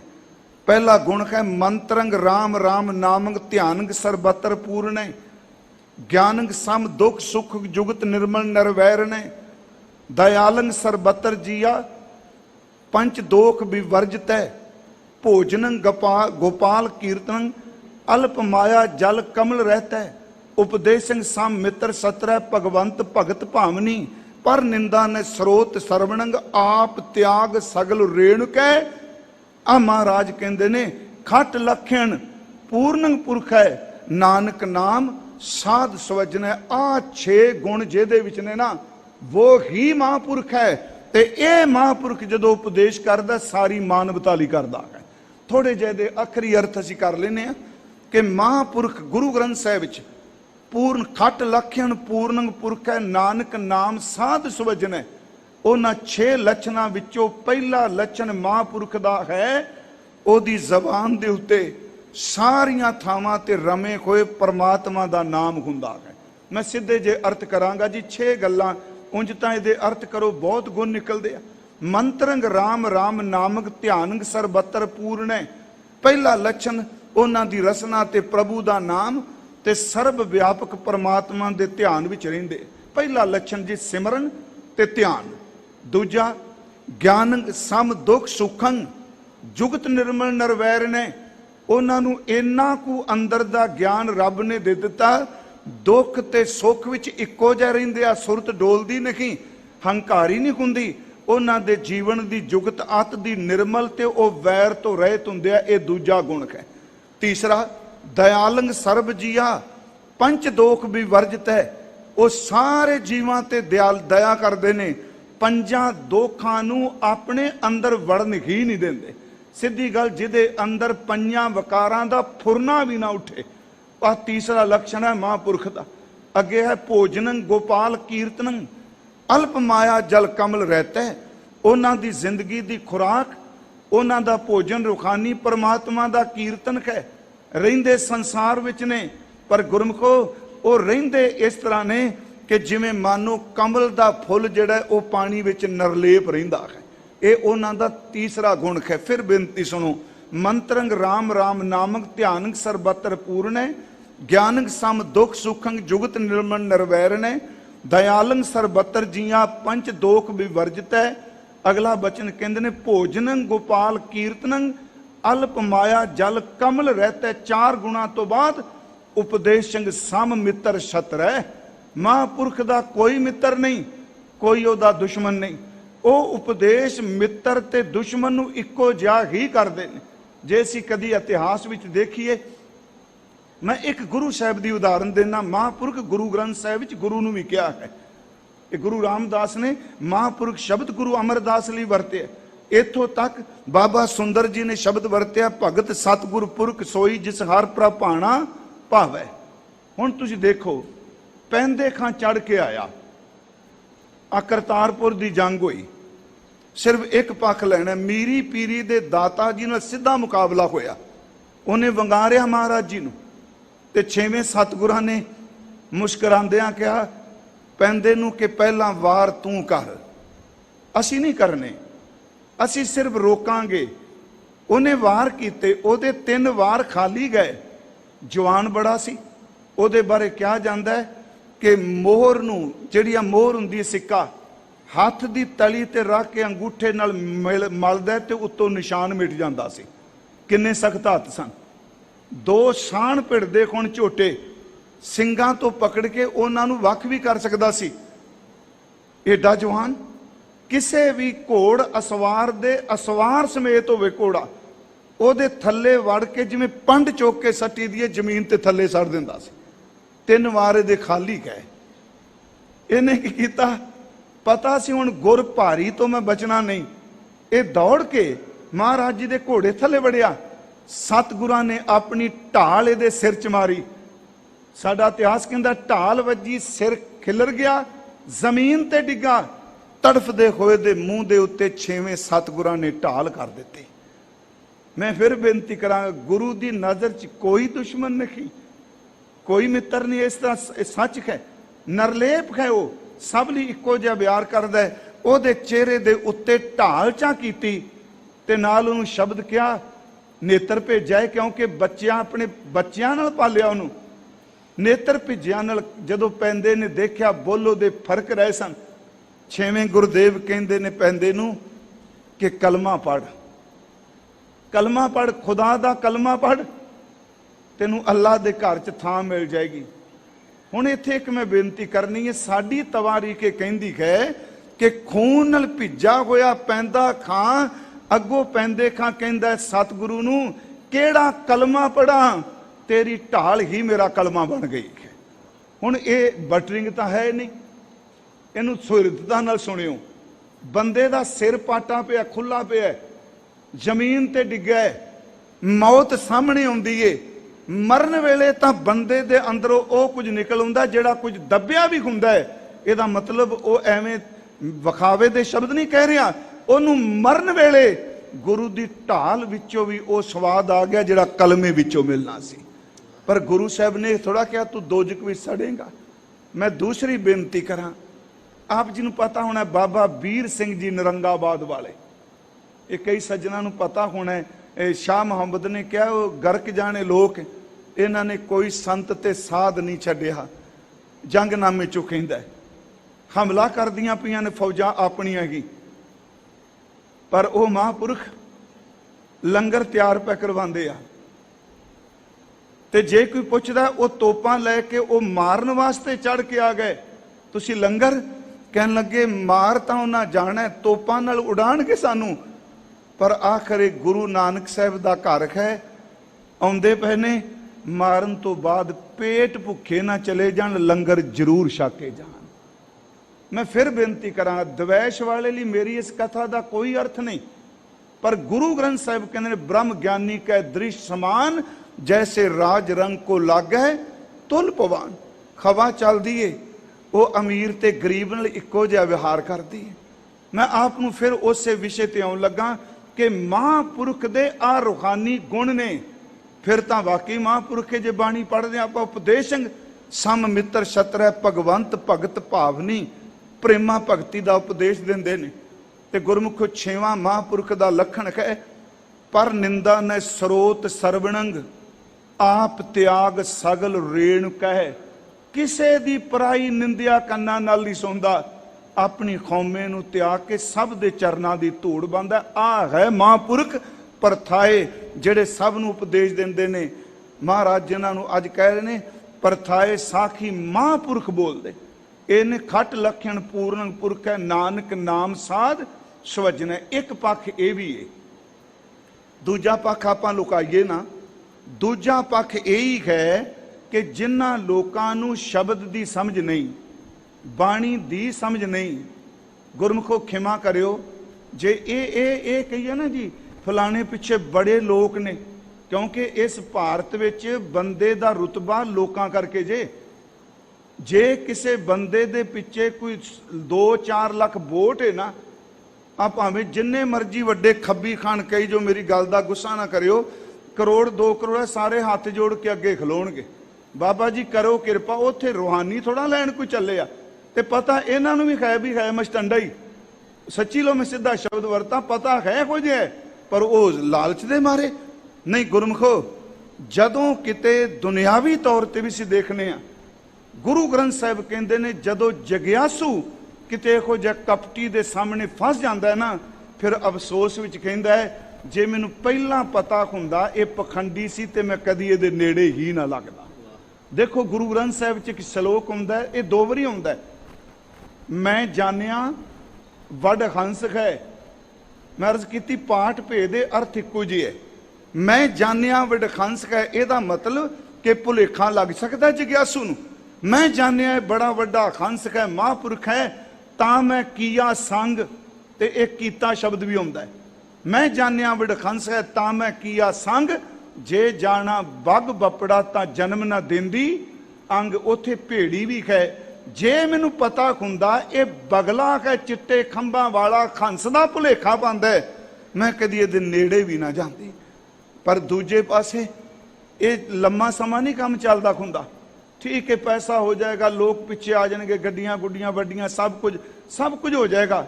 ਪਰ ਗੁਰੂ ਗ੍ਰੰਥ ਸਾਹਿਬ ਕਹਿੰਦਾ ਖੰਸਾਂ ਦੇਖ ਤਰੰਦਿਆਂ ਬੱਗਾਂ ਪੇ ਆਇਆ ਚਾਓ, ਡੁੱਬ ਮਵੇ ਬੱਗ ਬੱਪੜੇ ਸਿਰ ਤਰ ਉਪਰ ਪਾਉ। ਅਰਜ਼ ਹੈ ਸਿਰਫ ਇੰਨੀ ਕੁ ਬੇਨਤੀ ਕੀਤੀ, ਮਹਾਂਪੁਰਖ ਹੈ, ਕਮਾਈ ਵਾਲੇ ਹੈਣ। ਗੁਰਮੁਖੋ ਪਤਾ ਨਹੀਂ ਆ ਦਰਬਾਰ ਸਾਹਿਬ ਦੀ ਪਰਕਰਮਾ ਵਿੱਚ ਉਹਨਾਂ ਪਿੱਛੇ ਬੰਦੇ 4 ਵੀ ਨਾ, ਇਕੱਲੇ ਹੀ ਤੁਰੇ ਫਿਰੇ ਹੋਣ। ਮਹਾਂਪੁਰਖ ਦੇ ਲੱਛਣ ਇਹ ਨਹੀਂ ਕਿ ਉਹਦੇ ਪਿੱਛੇ ਭੀੜ ਬਹੁਤ ਤੁਰਦੀ ਹੈ। ਮੈਂ ਅਰਜ਼ ਕੀਤੀ ਮਹਾਂਪੁਰਖ ਵਿੱਚ ਇਹ 6 ਗੁਣ ਜਿਹਦੇ ਅੰਦਰ ਹੋਣ, ਉਹ ਕਦੀ ਪ੍ਰਗਟਾਵਾ ਵੀ ਨਹੀਂ ਕਰਦਾ।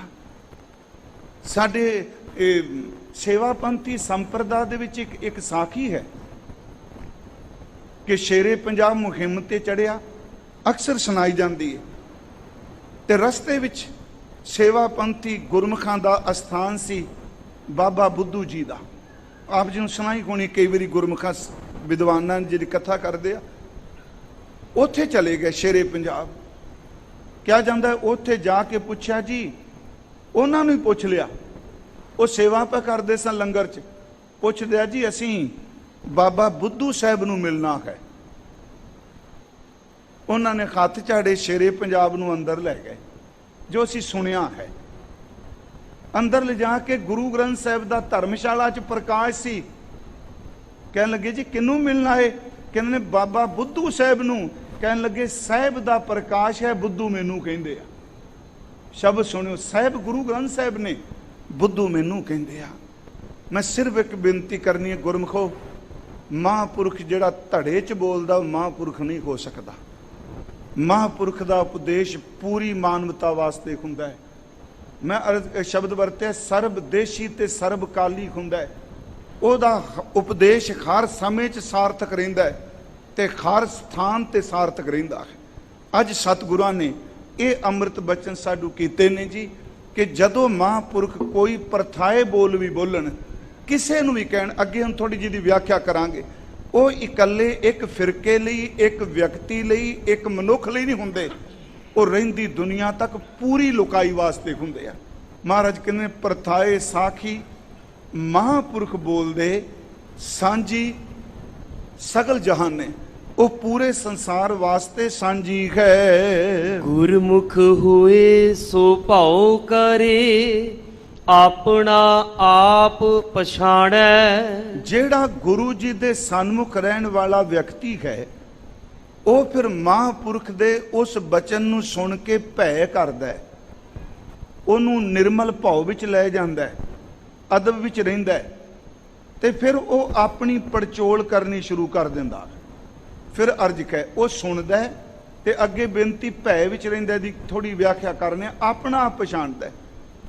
ਪਹਿਲੀ ਬਾਤ ਜੀ ਸਰਬਲੀ ਉਪਦੇਸ਼ ਹੈ।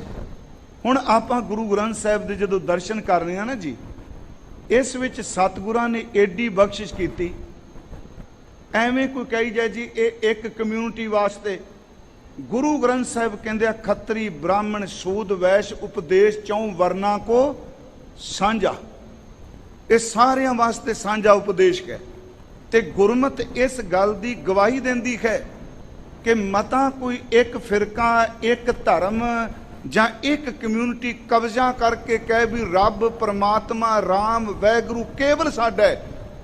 ਗੁਰੂ ਗ੍ਰੰਥ ਸਾਹਿਬ ਕਹਿੰਦੇ ਨਹੀਂ ਓਏ, ਪਰਮਾਤਮਾ ਕਿਸੇ ਬਾਪ ਦੀ ਖਰੀਦੀ ਕੋਈ ਜ਼ਮੀਨ ਜਾਇਦਾਦ ਦੀ ਤਰ੍ਹਾਂ ਨਹੀਂ, ਉਹ ਕਿਸੇ ਪਿਓ ਕਿਸੇ ਦੇ ਬਾਪ ਦੀ ਨਿੱਜੀ ਮਾਲਕੀਅਤ ਨਹੀਂ ਕਿ ਕਿਸੇ ਨੇ ਦੁਕਾਨ ਖਰੀਦ ਲਈ, ਜ਼ਮੀਨ ਖਰੀਦ ਲਈ, ਆ ਗੱਡੀ ਖਰੀਦ ਲਈ, ਇਹ ਸਾਡੀ ਖਰੀਦੀ ਹੈ, ਸਾਡੀ ਰਜਿਸਟਰਡ ਕਰਾਈਏ।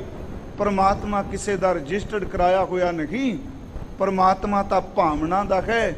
ਇੱਥੇ ਜੋੜੇ ਗੰਢਣ ਵਾਲਾ ਵੀ ਪਰਮ ਪਦ ਤੇ ਪਹੁੰਚ ਗਿਆ ਹੈ, ਭਾਵਨਾ ਹੋਦੀ। ਤੇ ਉਹਨੇ ਬਚਨ ਕੀਤਾ, ਕਹਿਣ ਲੱਗੇ ਆਪਨ ਬਾਪੈ ਨਾਹੀ ਕਿਸੀ ਕੋ ਭਾਵਨ ਕੋ ਹਰ ਰਾਜਾ। ਜਦੋਂ ਵੀ ਮਹਾਂਪੁਰਖ ਬੋਲੇਗਾ ਇਹ ਗੱਲ ਕਹੇਗਾ ਪਰਮਾਤਮਾ ਭਾਵਨਾ ਦਾ। ਥੋੜੀਆਂ ਜੀਆਂ ਅਸੀਂ ਬਾਣੀ ਚੋਂ ਗੱਲਾਂ ਦੇਖ ਲਈਏ ਵੀ ਉਹ ਪਰਥਾਏ ਸਾਂਝਾ ਉਪਦੇਸ਼ ਕਿਵੇਂ। ਅੱਜ ਸਾਡੀ ਵਿਆਖਿਆਕਾਰੀ 'ਚ ਵੀ ਇੱਕ ਮੁਸ਼ਕਲ ਹੈ, ਉਂਝ ਬਾਣੀ 'ਚ ਕੋਈ ਮੁਸ਼ਕਲ ਨਹੀਂ, ਵਿਆਖਿਆਕਾਰੀ 'ਚ ਮੈਂ ਕਹਿ ਰਿਹਾ ਸਾਡੀ ਸੁਰਤ ਦੀ ਮੁਸ਼ਕਲ ਹੈ।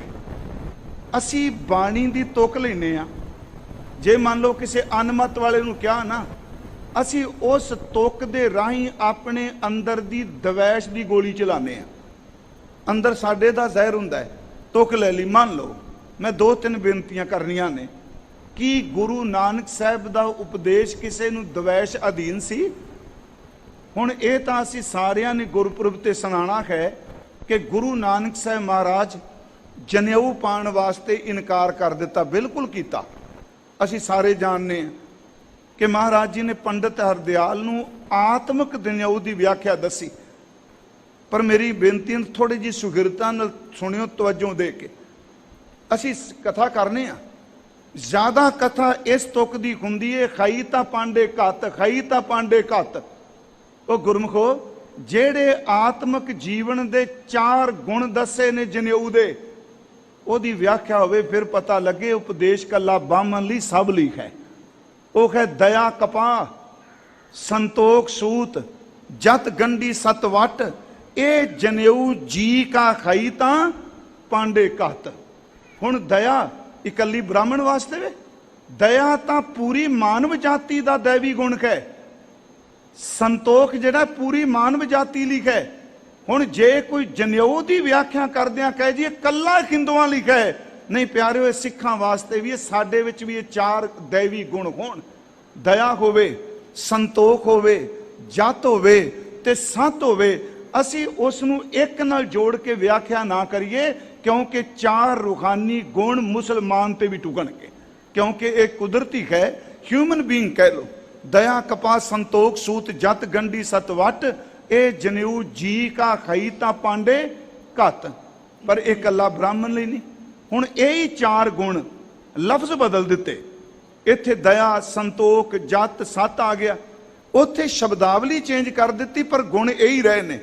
ਮਹਾਰਾਜ ਕਹਿੰਦੇ ਮਿਹਰ ਮਸੀਤ ਸਿਦਕ ਮੁਸੱਲਾ, ਮਿਹਰ ਕਰੁਣਾ ਦਇਆ, ਸਿਦਕ ਦਰਦ ਸੰਤੋਖ। ਹੁਣ ਸ਼ਬਦਾਵਲੀ ਬ੍ਰਾਹਮਣ ਲਈ ਉਹਦੀ ਵਰਤੀ, ਮੁਸਲਮਾਨ ਲਈ ਉਹਦੀ ਵਰਤੀ, ਪਰ ਅੰਦਰੂਨੀ ਗੁਣ ਸਾਰਿਆਂ ਦੇ ਇੱਕੋ ਹੀ ਨੇ। ਮਿਹਰ ਮਸੀਤ, ਸਿਦਕ ਮੁਸੱਲਾ, ਹੱਕ ਹਲਾਲ ਕੁਰਾਨ, ਸ਼ਰਮ ਸੁਨਤ ਸੀਲ ਰੋਜ਼ਾ, ਹੋ ਮੁਸਲਮਾਨ, ਕਰਨੀ ਕਾਬਾ ਸੱਚ ਪੀਰ, ਕਲਮਾ ਕਰਮ ਨਿਵਾਜ, ਤਸਬੀ ਸਾਤ ਇਸ ਭਾਵ ਸੀ ਨਾਨਕ ਰੱਖੈ ਲਾਜ ਗੁਰਮੁਖੋ। ਇਹਦੇ ਵਿੱਚ ਵੀ ਤਾਂ ਗੁਣ ਉਹੀ ਨੇ ਜਿਹੜੇ ਬ੍ਰਾਹਮਣ ਨੂੰ ਕਹੇ। ਇਹਦਾ ਮਤਲਬ ਕਿ ਰੂਹਾਨੀ ਉਪਦੇਸ਼ 2 ਨਹੀਂ ਹੁੰਦੇ, ਇੱਕੋ ਹੀ ਹੁੰਦਾ ਹੈ। ਫਿਰ ਬੇਨਤੀ ਬ੍ਰਾਹਮਣ ਲਈ, ਮੁਸਲਮਾਨ ਲਈ। ਤੀਸਰਾ ਇੱਕ ਬਚਨ ਆ ਜਪਜੀ ਸਾਹਿਬ ਚ ਪੜ੍ਹਦੇ ਹੋ, ਸ਼ਬਦ ਹੀ ਨੇ, ਮੁੰਦਾ ਸੰਤੋਖ, ਸਰਮਪਤ ਝੋਲੀ, ध्यान की करें विभूत, खिंथा काल कुवारी काया, जुगत डंडा प्रतीत, आई पंथी सगल जमाती, मन जीते जग जीते सारे गुण, भुगत ज्ञान दया भंडारन, ਉਹਦੇ ਵਿੱਚ ਸਾਰੇ ਆ ਗਏ। मैं हथ जोड़ के सिर्फ एक बेनती है, दावा नहीं कि गुरु दे शब्द की गल करदियां अपने आप ਨੂੰ ਵਿੱਚ ਸ਼ਮੂਲੀਅਤ ਕਰਕੇ शामिल करके गल करिए, दूजे ਨੂੰ टारगेट ना बनाइए। ਹੁਣ ਇਹ मैं पढ़ ਦਿੱਤਾ, मान लो कोई ब्राह्मण आ गया, उन्हें जनेऊ पाया, मैं नाल ही शब्द पढ़ दिता, हिंदू कह कर हिंदू आवे, सूत जनेऊ पढ़ गल पावे, सूत पाए करे बुराई, नाता धोता थाए ना पाई। बड़े अर्थ औखे ने। हिंदू दे घर पंडित ब्राह्मण हिंदू आया, उन्हें मंत्र पढ़ के जनेऊ पा दिता, ते जनेऊ पाण तो बाद जिन्हें जनेऊ पा लिया, उस बंदे ने की कीता, जनेऊ पाए वो पाण तो बाद वो बुराई कर लगता है। हिंदू कह कर हिंदू आवे, सूत जनेऊ पढ़ कर पावे, सूत पाए करे बुराई, नाता धोता थाए ना पाई। बस ज्यों सुनावांगे। ते गुरमुखो जेड़ा बंदा किरपान भी पाले, बड़ा कौड़ा सच जे मेरे लिए भी है। ये तो उन्होंने कह दिता, हिंदू नूं क्या, कड़ा भी पाया, किरपान भी पाई, सब कुछ पाया। ते गुरमुखो रात नूं किरपान ला के लीटर दारू भी पी जा, सवेरे फिर किरपान गड्डी फिरे, ते महाराज ते वो भी कहणगे तू भी बामण ही है। वो जनेऊ पा के पाप करदा, तू अपने गुरु दे चिन्ह पा के पाप करना है। सच्चाई नूं दो अर्थ ना करिए, इक्को ही है। फिर बेनती है, गुरु जदों बोलदा है, महापुरख जदों बोलदा है, उहदा उपदेश समुची मानवता वास्ते हुंदा है। हुण एक उदाहरण सिर्फ होर कह के मेरा ज्यादा जोर इस गल ते लग गया। अज गुरु साहब अरब च गए आ, गुरु नानक साहब, ते एक गल मैं हंकार च नहीं कहंदा, अपने गुरु दे मान ते कहना, जिन्ने भी अज तक पैगंबर होए आ, जिन्ने भी, मैं हंकार च नहीं कह रहा, किसी भी धर्म दे सिखो याद रखियो, जिन्नी गुरु नानक दी जोत ने धरती नूं नवाजिया है, इन्ना किसी पैगंबर दे चरण इस धरती ते नहीं पाए। फिर इस लफ्ज नूं गुरु नानक साहब महाराज, उन्हां दी चरण छू, गुरु अंगद देव दी, गुरु अमरदास सी, इस जोत दी 10 जामियां विच जिन्नी इस धरती नूं निवाजिश हुई है, याद रखियो किसी भी पैगंबर दे ने चरण नहीं पाए। ते ओ कली सैलानी नहीं सन। असीं भावें कह देंगे बाबा जी यात्री जी इन्नी यात्रा कीती, इन्ना भ्रमण कीता, ओ नहीं होए। रूहानी शब्द भाई साहब वरदे, जिथे बाबा पैर धरे पूजा आसन थापण सोहा, जिथे गुरु दे चरण पै जान वो थां पूजनीक है। महाराज गया अरब, उथे मैं ज्यादा नहीं, सिर्फ 4 बचन लेने ने भाई साहब दे। एक सवाल उठदा है, ते सवाल उठदा काजियां ते मुल्लियां वालों, आलिम बंदियां वालों सवाल उठदा है। ते बाबा जी दे कोल बाणी दी पोथी, तुसीं बड़ी वारी शब्द सुनिया जी भाई गुरदास साहब दा, वो एक प्रश्न करदे ने, सानू अपनी पोथी अपनी किताब खोल के दस, क्योंकि किताब लफ्ज माड़ा ना समझियो, ये फारसी दा शब्द है किताब। तू अपनी किताब खोल के दस, हिंदू वड्डे ने कि मुसलमान वड्डे ने? यही सारा जोर लगा दुनिया का प्यारियो, मेरा धर्म वड्डा तेरा धर्म छोटा। वो नहीं गुरमुखो, धर्म तो हुंदा ही इन्ना वड्डा है, तो नीवा हुंदा नहीं, बंदे दी सोच नीवी ते उच्ची करदी है। धर्म तो मुकम्मल है, धर्म नूं मुथाजी नहीं साडी जिंदाबाद दी। उत्थे फिर शब्द कहने पुछन गल ईमान दी धर्म दी गल पुछन लगे आ। काजी मुल्ला इकट्ठे होई, वड्डा सांग वरताया, लख न सकै कुदरत कोई। पुछन फोल किताब नूं, हिंदू वड्डा के मुसलम नोई। बाबा जी कहंदे आ, बाबा आखे खाजियां शुभ अमला बाजो दोनों रोई। हुण ये जे कह दिंदे नहीं तुसीं चंगे हो हिंदू माड़े आ, आई साडी मुश्किल है। असी बंदे वेख के प्रभाव कबूल जाने आ, ते कई बारी सच नूं लुका जाने आ। वड्डे वड्डे थावां ते कुछ होया। महाराज कहंदे आ कि चेते रखियो, जे शुभ अमल तेरे नहीं हज करन वालिया, जे शुभ कर्म तेरे नहीं काशी नहाण वालिया, दोवें रोवोगे, क्योंकि उत्थे गल अमलां ते निबड़नी,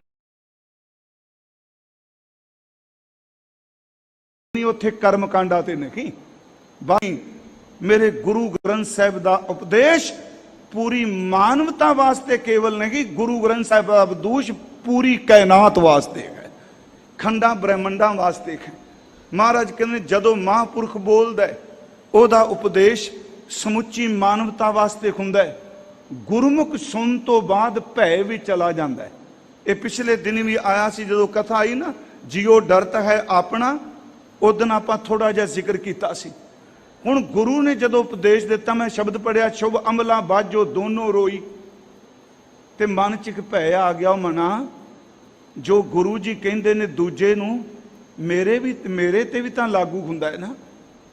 उदों फिर अंदर निर्मल भय पैदा हुंदा है। मैं उस दिन भी कहा, जिथे मैला भय होवेगा उथे नफरत ईरखा ते निंदिया जन्म लएगी, जिथे गुरमुखों निर्मल भाव होवेगा उथे निमरता ते प्रेम जन्म लएगा।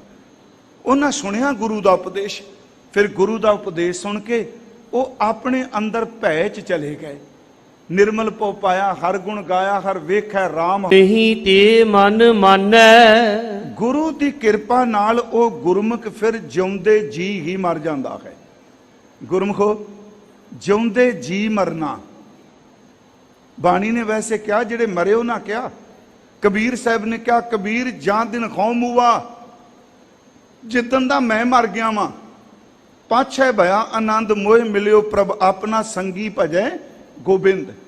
मैं मर जाए, जिउंदे जी मरन दा मतलब ढैंदी कला नहीं, जिउंदे जी मरन दा मतलब है अपने अंदर दी इगो दा सिर ला के रख देना, अपनी वासना नूं जित लेना। इसे करके जिवें बाहर मुखी सिर लाण दी गल कही भी सिख अपना सिर भेंट करदा है, उत्थे एक बचन होर भी है, नानक सेवक सोई आखिए जो सिर धरै उतार, सतगुर का भाना मन लै शब्द रखे उरतार। शब्द विच मर गया, अपने आप नूं मार दिता। आकी बाबा लैणा जी ने अपने आप नूं मारिया नहीं। असी सारे कहने कि अंतले समय महाराज ने डांग भी चुकी, बहुत कुछ बोले, ते जदों ये शब्द कहा कि पुरखा लैणिया बाबा जी नूं, बाबा लैणा साहिब जी नूं, जा अपने घर नूं चला जा, मेरे पिछे की आ रहे हैं, चला जा। झिड़क भी मारी ते नीवी पा के अखां भर के चरण पकड़ के कहंदे ने किहड़े घर नूं जावां, घरां वाले घरां नूं मुड़ गए, मेरा तां घर ही गुरु नानक है, तेरे तो बिना किहड़ी थां मैं कित्थे जावां। सच्ची जे गुरमुखो, बाबा जी ने शब्द सुने, पता तां सी, कुट के सीने नाल ला के कहन लगे तेरा घर गुरु नानक बना लिया, मैं भी घर लभदा पिया सां, अज तो बाद नानक दा निवास लहणे दे घर विच रहेगा। अपनी मैं नूं मार देना। सूफी साहित्य विच एक क्या जाता है, मंसूर अलहास दा जिक्र किया जाता है। वो अपने मुर्शद जुनैद दे कोल गया। थोड़ी गुरमुखो जे कोई अनमत दी गल सुनाने आ ना, इनू कट्टरता च लैके होर ना फुरने बनायो। मंसूर गया जुनैद दे कोल, मसीत बंद सी, मसीत दा दरवाजा बंद सी मस्जिद दा। उन्हें बूहा खड़काया, अंदरों आवाज आई जुनैद दी, कौन? बाहरों आवाज दे के मंसूर कहंदा मैं मंसूर रहना चाहना इत्थे, मैं मंसूर। अंदरों आवाज आई, नहीं बैठ जा बाहर, इत्थे दो दे बहन जोगी थां नहीं, एक ही बैठ सकता है। ਇਹਦਾ मतलब मसीत कोई छोटी थोड़ा सी। उन्हें कहा मैं मंसूर, कह लगे बाहर बैठ, इत्थे दो नहीं बह सकते, एक ही बह सकता, तो मैं तू नहीं बह सकता। उत्थे बह गया जी। लोकी मस्जिद विच आउंदे सन, बूहा फिर भी खुलिया, मंसूर अंदर नहीं गया। लोगों के जोड़े झाड़ी जा गंढन लग पिया। कई महीने लंघ गए, अंदर नहीं गया। भोली क्या मैं कौन खां। एक दिन फिर जुनैद आए, उन्होंने बाहर आवाज दी, वो इत्थे कोई मंसूर आया सी, वो तू मंसूर है, इत्थे मंसूर आया सी। कहन लगा आया सी पर वो मर गया है। आया सी वो मर गया। जुनैद कहते मैनू भी पता सी मर गया, मैं तां खुद लैण वास्ते आया हाँ। शब्द च मरना खाला जी का वाड़ा नहीं, रब मेहर करे शब्द मरो फिर जीवो सादकी, तां फिर मर ना होई। हजूर कहते गुरमुख भय विच रहिंदे ने ते अपने आप नूं जिउंदे जी मार दिंदे हन। ਤੇ ਅਗਲੀ ਗੱਲ ਮਨ ਤੋਂ ਮਨ ਮੰਨ ਜਾਂਦਾ ਹੈ। ਇਹ ਵੀ ਬੜੀ ਵਿਲੱਖਣ ਬਾਤ ਹੈ। ਮਨ ਤੋਂ ਮਨ ਮੰਨ ਗਿਆ ਕਿ ਦੋ ਮਨ ਨੇ ਜੀ। ਮਹਾਰਾਜ ਨੇ ਤੇ ਤੁਕ ਫਿਰ ਪੜੋ ਮਨ ਕੀ ਤੇ ਗੁਰ ਪ੍ਰਸਾਦੀ ਜੀਵਤ ਮਰੈ ਤਾ ਮਨ ਹੀ ਤੇ ਮਨ ਮਾਨੈ। ਗੁਰੂ ਕਿਰਪਾ ਨਾਲ ਕੋਈ ਜਿਉਂਦੇ ਜੀ ਮਰੇ, ਗੁਰ ਪ੍ਰਸਾਦੀ ਕੰਡੀਸ਼ਨ ਹੈ। ਤੇ ਇਹ ਹੀ ਮਨ ਤੋਂ ਮੰਨ ਗਿਆ। ਉਂਝ ਭਾਵੇਂ ਆਪਣਾ ਮਨੋਵਿਗਿਆਨਕ ਤਾਂ ਕਹਿੰਦੇ ਆ ਤਿੰਨ ਮਨ, ਕੌਂਸ਼ੀਅਸ, ਸਬ ਕੌਂਸ਼ੀਅਸ, ਅਨਕੌਂਸ਼ੀਅਸ, ਇੱਕ ਚੌਥਾ ਸੁਪਰ ਕੌਂਸ਼ੀਅਸ। ਗੁਰੂ ਗ੍ਰੰਥ ਸਾਹਿਬ ਦੋ ਮਨਾਂ ਦੀ ਗੱਲ ਕਰਦੇ ਆ। ਇਹ ਮਨ ਇੱਕੋ ਹੀ ਹੈ, ਮਲੀਨ ਮਨ ਤੇ ਕੁਲੀਨ ਮਨ, ਮੈਲਾ ਮਨ ਤੇ ਨਿਰਮਲ ਮਨ। ਜਿਹੜਾ ਮਨ ਅਸ਼ੁੱਧ ਸੀ, ਨਹੀਂ ਸੀ ਮੰਨਦਾ, ਜਦੋਂ ਉਸੇ ਮਨ ਨੇ ਆਪਣੇ ਫੁਰਨਿਆਂ ਨਾਲ ਆਪ ਲੜਾਈ ਸ਼ੁਰੂ ਕੀਤੀ, ਗੁਰਮੁਖ ਸੱਚੀ ਇਹ ਵੇ ਮਨ ਦੇ ਫੁਰਨੇ ਹੀ ਮਨ ਨੂੰ ਮਨਾ ਕੇ ਚਲੇ ਗਏ। ਅਸ਼ੁੱਧਤਾ ਖਤਮ ਹੋ ਗਈ, ਮਲੀਨਤਾ ਮੁੱਕ ਗਈ। ਫਿਰ ਇਹ ਮਨ ਲੈ ਜੋ ਉਨਮਨ ਰਹੇ ਤੋ ਤੀਨ ਲੋਕ ਕੀ ਬਾਤੇ ਕਹੇ। ਉਹਨੇ ਜਿਉਂਦੇ ਜੀ ਆਪਣੇ ਆਪ ਨੂੰ ਮਾਰਿਆ। ਮਨ ਤੋਂ ਮੰਨ ਗਿਆ ਹੈ। ਜਿਨ ਕੋ ਮਨ ਕੀ ਪ੍ਰਤੀਤ ਨਾਹੀ ਨਾਨਕ ਸੇ ਕਿਆ ਕਥਹਿ ਗਿਆਨੈ। ਜਿਨ੍ਹਾਂ ਨੂੰ ਆਪਣੇ ਮਨ ਦੇ ਉੱਤੇ ਭਰੋਸਾ ਹੀ ਨਹੀਂ, ਜਾਂ ਸਮਝੋ ਜਿਨ੍ਹਾਂ ਨੂੰ ਮਨ ਕਰਕੇ, ਮਨ ਤੇ ਨਹੀਂ, ਮਨ ਕਰਕੇ ਭਰੋਸਾ ਹੀ ਨਹੀਂ ਗੁਰੂ ਤੇ, ਪ੍ਰਤੀਤ ਹੀ ਕੋਈ ਨਹੀਂ। ਤੇ ਮਹਾਰਾਜ ਕਹਿੰਦੇ ਜਿੰਨੀ ਮਰਜ਼ੀ ਕਥਾ ਕਰੀ ਜਾਣ, ਉਹਨਾਂ ਦੀ ਕਾਹਦੀ ਕਥਾ ਜਿਨ੍ਹਾਂ ਨੂੰ ਭਰੋਸਾ ਹੀ ਕੋਈ ਨਹੀਂ। ਤੇ ਅੱਜ ਇੰਨਾ ਬੁਰਾ ਹਾਲ ਹੈ ਨਾ ਜੀ। ਆ ਗੁਰੂ ਰਾਮਦਾਸ ਦੇ ਦਰ ਤੇ ਤੁਸੀਂ ਆਏ ਹੋ, ਜੇ ਪ੍ਰਤੀਤ ਹੈ ਨਾ, ਪ੍ਰਤੀਤ ਲੈ ਕੇ ਆਏ ਹੋ ਤੇ ਇਸ਼ਨਾਨ ਜ਼ਰੂਰ ਕਰਕੇ ਜਾਇਓ, ਮੇਰੀ ਬੇਨਤੀ ਹੈ। ਪ੍ਰਤੀਤ ਵਾਲੇ ਲਈ ਹੀ ਸਭ ਕੁਝ ਹੈ। ਜਿਸ ਬੰਦੇ ਨੂੰ ਪ੍ਰੀਤ ਭਰੋਸਾ ਕੋਈ ਨਹੀਂ, ਯਾਦ ਰੱਖਿਓ ਉਹ ਗੁਰੂ ਕੋਲ ਲੈਂਦਾ ਹੋਇਆ ਵੀ ਕੁਝ ਨਹੀਂ ਲੈ ਸਕਦਾ। ਜੋ ਬਿਨ ਪ੍ਰਤੀਤੀ ਕਪਟੀ ਕੂੜੀ ਕੂੜੀ ਅੱਖੀ ਮੀਟ ਦੇ, ਉਨਕਾ ਉਤਰ ਜਾਏਗਾ ਝੂਠ ਗੁਮਾਨ। ਕਪਟ ਹੈ, ਪ੍ਰਤੀਤ ਹੀ ਕੋਈ ਨਹੀਂ ਜੀ। ਆਹ ਗੁਰੂ ਕਰ ਸਕਦਾ ਜੀ, ਇਹ ਨਹੀਂ ਹੋ ਸਕਦਾ ਜੀ ਸਾਡੇ ਮੁਤਾਬਕ। ਉਹ ਸਾਡੇ ਮੁਤਾਬਕ ਆਪਣੀ ਸਾਡੀ ਬੁੱਧੀ ਆਖਰੀ ਸੱਚ ਹੈ, ਆਦ ਸੱਚ ਹੈ ਨਹੀਂ। ਗੁਰਮੁਖੋ ਗੁਰੂ ਤੇ ਪ੍ਰਤੀਤ ਕਰਕੇ ਤੁਰੀਏ। ਜੇ ਪ੍ਰਤੀਤ ਕੋਈ ਨਹੀਂ ਫਿਰ ਬੇੜੀ ਡਗਮਗਾ ਜਾਣੀ, ਜਿੰਨੀ ਮਰਜ਼ੀ ਕਥਾ ਕਰੀ ਜਾਈਏ। ਭਰੋਸਾ ਬੜੀ ਵੱਡੀ ਚੀਜ਼ ਹੁੰਦਾ ਹੈ।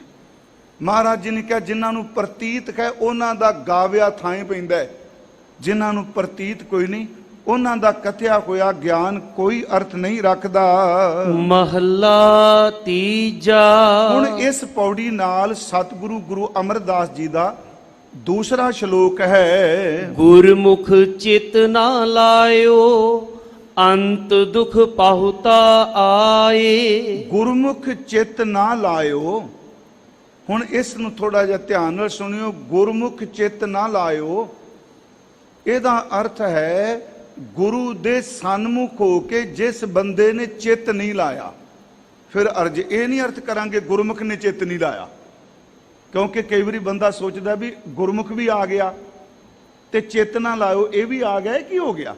ਨਹੀਂ, ਗੁਰਮੁਖ ਦਾ ਅਰਥ ਹੈ ਜਿਹੜਾ ਇਨਸਾਨ ਆਪਣੀ ਜ਼ਿੰਦਗੀ 'ਚ ਗੁਰੂ ਦੇ ਸਨਮੁਖ ਨਹੀਂ ਹੋਇਆ ਤੇ ਜਿਨਨੇ ਕਦੀ ਆਪਣਾ ਚਿੱਤ ਪ੍ਰਮਾਤਮਾ ਨਾਲ ਨਹੀਂ ਜੋੜਿਆ, ਤੇ ਮਹਾਰਾਜ ਸੱਚੇ ਪਾਤਸ਼ਾਹ ਕਹਿੰਦੇ ਨੇ ਉਹਨਾਂ ਨੂੰ ਅੰਤਲੇ ਸਮੇਂ ਦੁੱਖ ਆ ਪਹੁੰਚਦਾ, ਪਹੁਤਾ ਦਰ ਤੇ ਪਹੁੰਚਦਾ। ਜਿਨ੍ਹਾਂ ਨੇ ਚਿੱਤ ਹੀ ਨਹੀਂ ਲਾਇਆ ਗੁਰੂ ਨਾਲ ਉਹਨਾਂ ਨੂੰ ਦੁੱਖ ਵਿਆਪਦਾ ਹੈ। ਅੰਦਰੋਂ ਬਾਹਰੋਂ ਅੰਧਿਆ ਸੁਧ ਨਾ ਕਾਈ ਪਾਏ। ਅੰਦਰੋਂ ਵੀ ਅੰਨੇ ਤੇ ਬਾਹਰੋਂ ਵੀ ਅੰਨੇ, ਸੁਧ ਕੋਈ ਖਬਰ ਨਹੀਂ, ਉਹਨਾਂ ਨੂੰ ਕੋਈ ਸੋਝੀ ਨਹੀਂ, ਅੰਨੇ। ਹੁਣ ਫਿਰ ਮੈਂ ਇੱਥੇ ਅਰਜ਼ ਕਰਾਂ, ਇੱਥੇ ਅੰਧੇ ਦਾ ਅਰਥ ਹੈ ਜਿਹੜਾ ਅੰਦਰੋਂ ਪ੍ਰਮਾਤਮਾ ਨਾਲ ਟੁੱਟ ਚੁੱਕਾ ਹੈ, ਬਾਹਰੋਂ ਅਗਿਆਨਤਾ ਵਾਲੇ ਕੰਮ ਕਰਦਾ।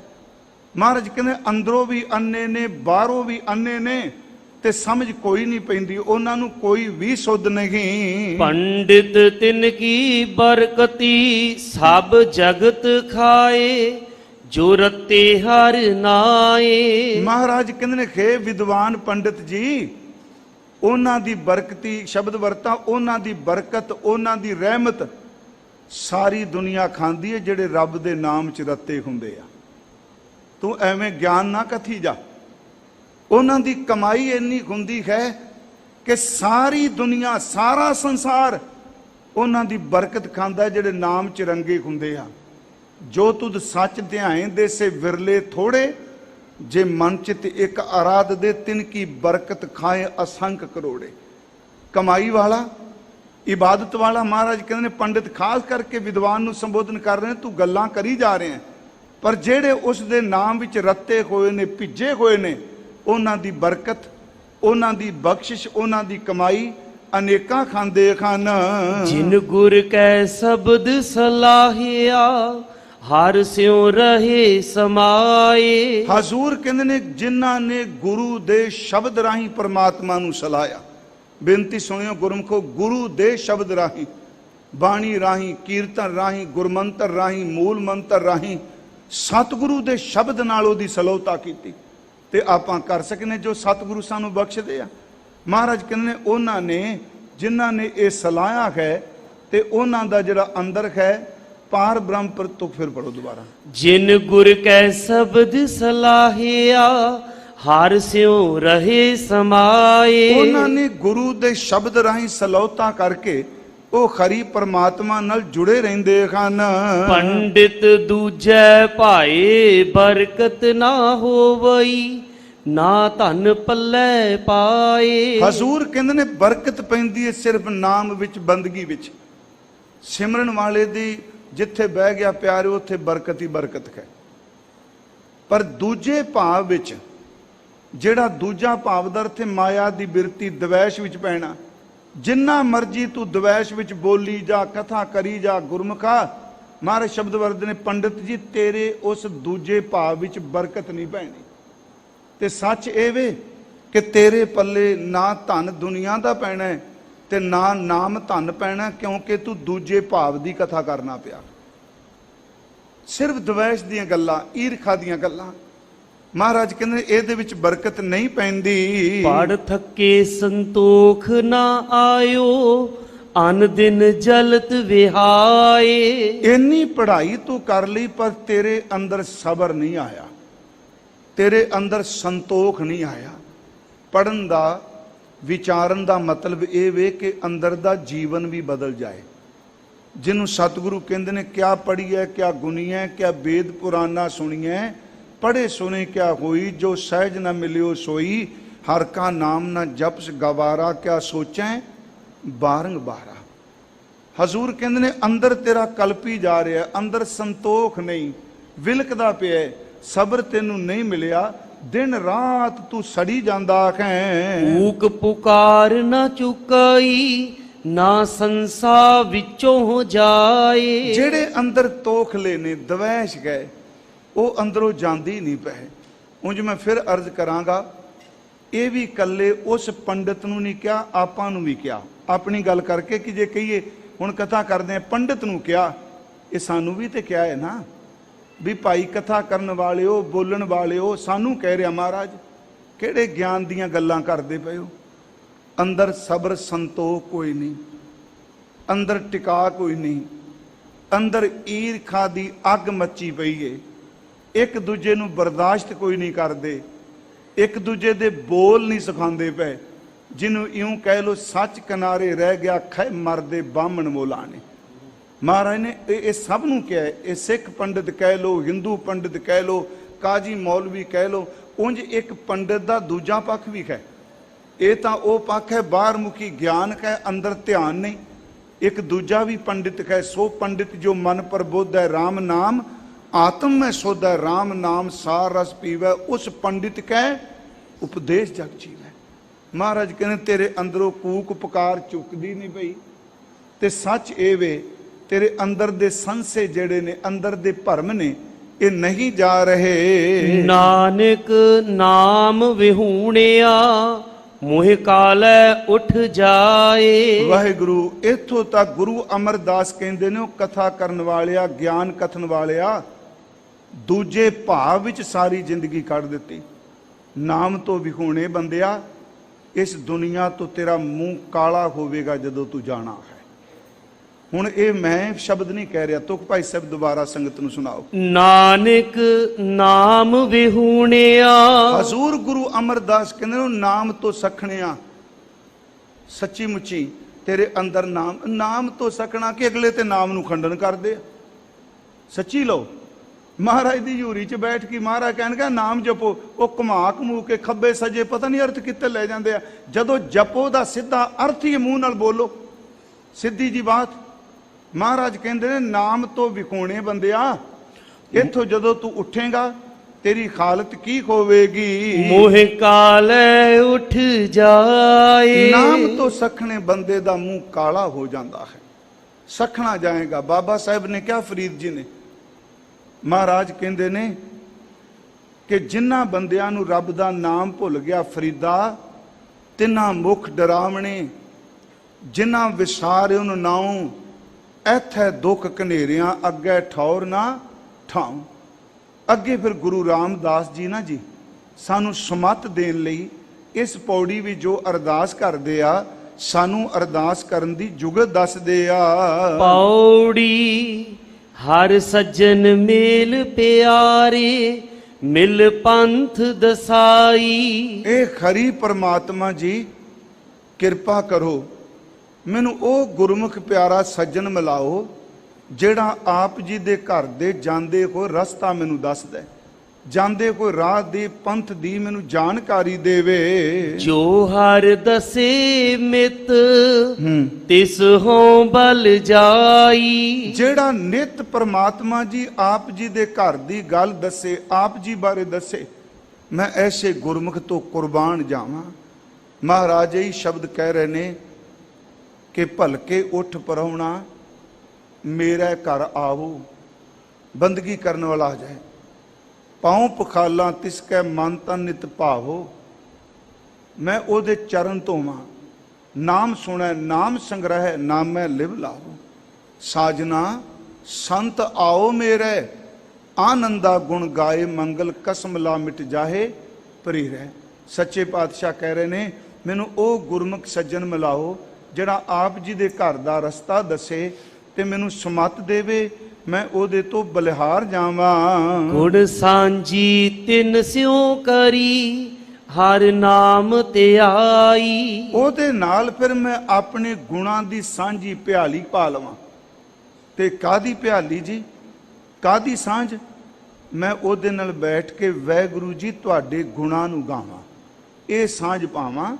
ਉਹ ਗੁਰਮੁਖ ਮਿਲੇ ਤੇ ਮੈਂ ਉਸ ਦੇ ਨਾਲ ਬੈਠ ਕੇ ਤੇਰੀ ਇਬਾਦਤ ਕਰਾਂ, ਬੰਦਗੀ ਕਰਾਂ, ਇਹ ਮੇਰੀ ਗੁਣਾਂ ਦੀ ਸਾਂਝ ਬਣ ਜਾਏ। ਹਰ ਸੇਵੀ ਪਿਆਰਾ ਨਿਤ, ਸੇਵ ਹਰ ਸੁਖ ਪਾਈ। ਹਜ਼ੂਰ ਸੱਚੇ ਪਾਤਸ਼ਾਹ ਮਹਾਰਾਜ ਕਹਿੰਦੇ ਨੇ ਕਿ ਮੈਂ ਫਿਰ ਨਿਤ ਉਸ ਖਰੀ ਨੂੰ ਸਿਮਰਾਂ, ਪਰਮਾਤਮਾ ਨੂੰ ਸਿਮਰਾਂ, ਤੇ ਜਿਹੜਾ ਆਤਮਿਕ ਸੁਖ ਤੇਰੇ ਨਾਮ ਵਿੱਚ ਹੈ ਉਸ ਨਾਮ ਵਿੱਚੋਂ ਮੈਂ ਸੁਖ ਮਾਣਾ। ਬਲਿਹਾਰੀ ਸਤਿਗੁਰ ਤਿਸ, ਜਿਨ ਸੋਝੀ ਪਾਈ। ਧੰਨ ਗੁਰੂ ਰਾਮਦਾਸ ਕਹਿੰਦੇ ਨੇ ਮੈਂ ਆਪਣੇ ਇਸ ਸਤਿਗੁਰੂ ਤੋਂ ਬਲਿਹਾਰ ਜਾਵਾਂ, ਕੁਰਬਾਨ ਜਾਵਾਂ, ਜਿਨ੍ਹਾਂ ਨੇ ਮੈਨੂੰ ਇਹ ਸੋਝੀ ਦਿੱਤੀ ਨਾਮ ਦੇ ਰਸਤੇ ਦੀ।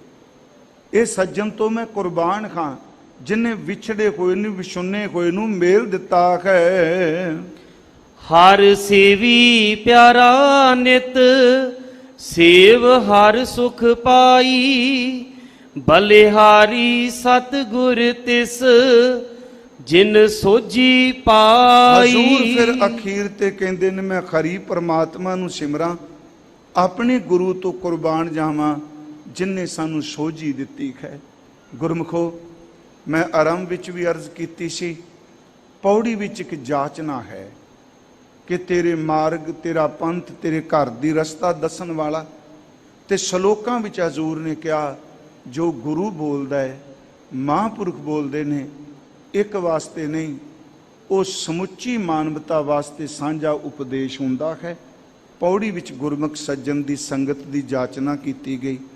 ਆਓ ਇਸ ਅੰਮ੍ਰਿਤ ਬਚਨ ਦੀਆਂ ਅੰਤਲੀਆਂ ਤੁਕਾਂ ਫਿਰ ਸਰਵਣ ਕਰੋ ਜੀ। ਹਰ ਸੇਵੀ ਪਿਆਰਾ ਨਿਤ, ਸੇਵ ਹਰ ਸੁਖ ਪਾਈ। ਬਲਿਹਾਰੀ ਸਤਿਗੁਰ ਤਿਸ, ਜਿਨ ਸੋਝੀ ਪਾਈ।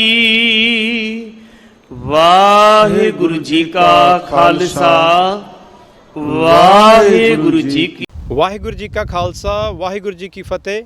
ਸ਼ੇਰੇ ਪੰਜਾਬ ਗੁਰਬਾਣੀ YouTube ਚੈਨਲ ਨੂੰ ਵੱਧ ਤੋਂ ਵੱਧ ਸਬਸਕ੍ਰਾਈਬ ਕਰੋ ਤੇ ਇਸ ਤੇ ਗੁਰਬਾਣੀ ਸ਼ਬਦ ਕੀਰਤਨ ਤੇ ਇਤਿਹਾਸ ਨਾਲ ਵੱਧ ਤੋਂ ਵੱਧ ਜੁੜ ਕੇ ਆਨੰਦ ਮਾਣੋ ਤੇ ਆਪਣੀ ਜ਼ਿੰਦਗੀ ਨੂੰ ਸਫਲ ਕਰੋ। ਵਾਹਿਗੁਰੂ ਜੀ ਕਾ ਖਾਲਸਾ ਵਾਹਿਗੁਰੂ ਜੀ ਕੀ ਫਤਿਹ।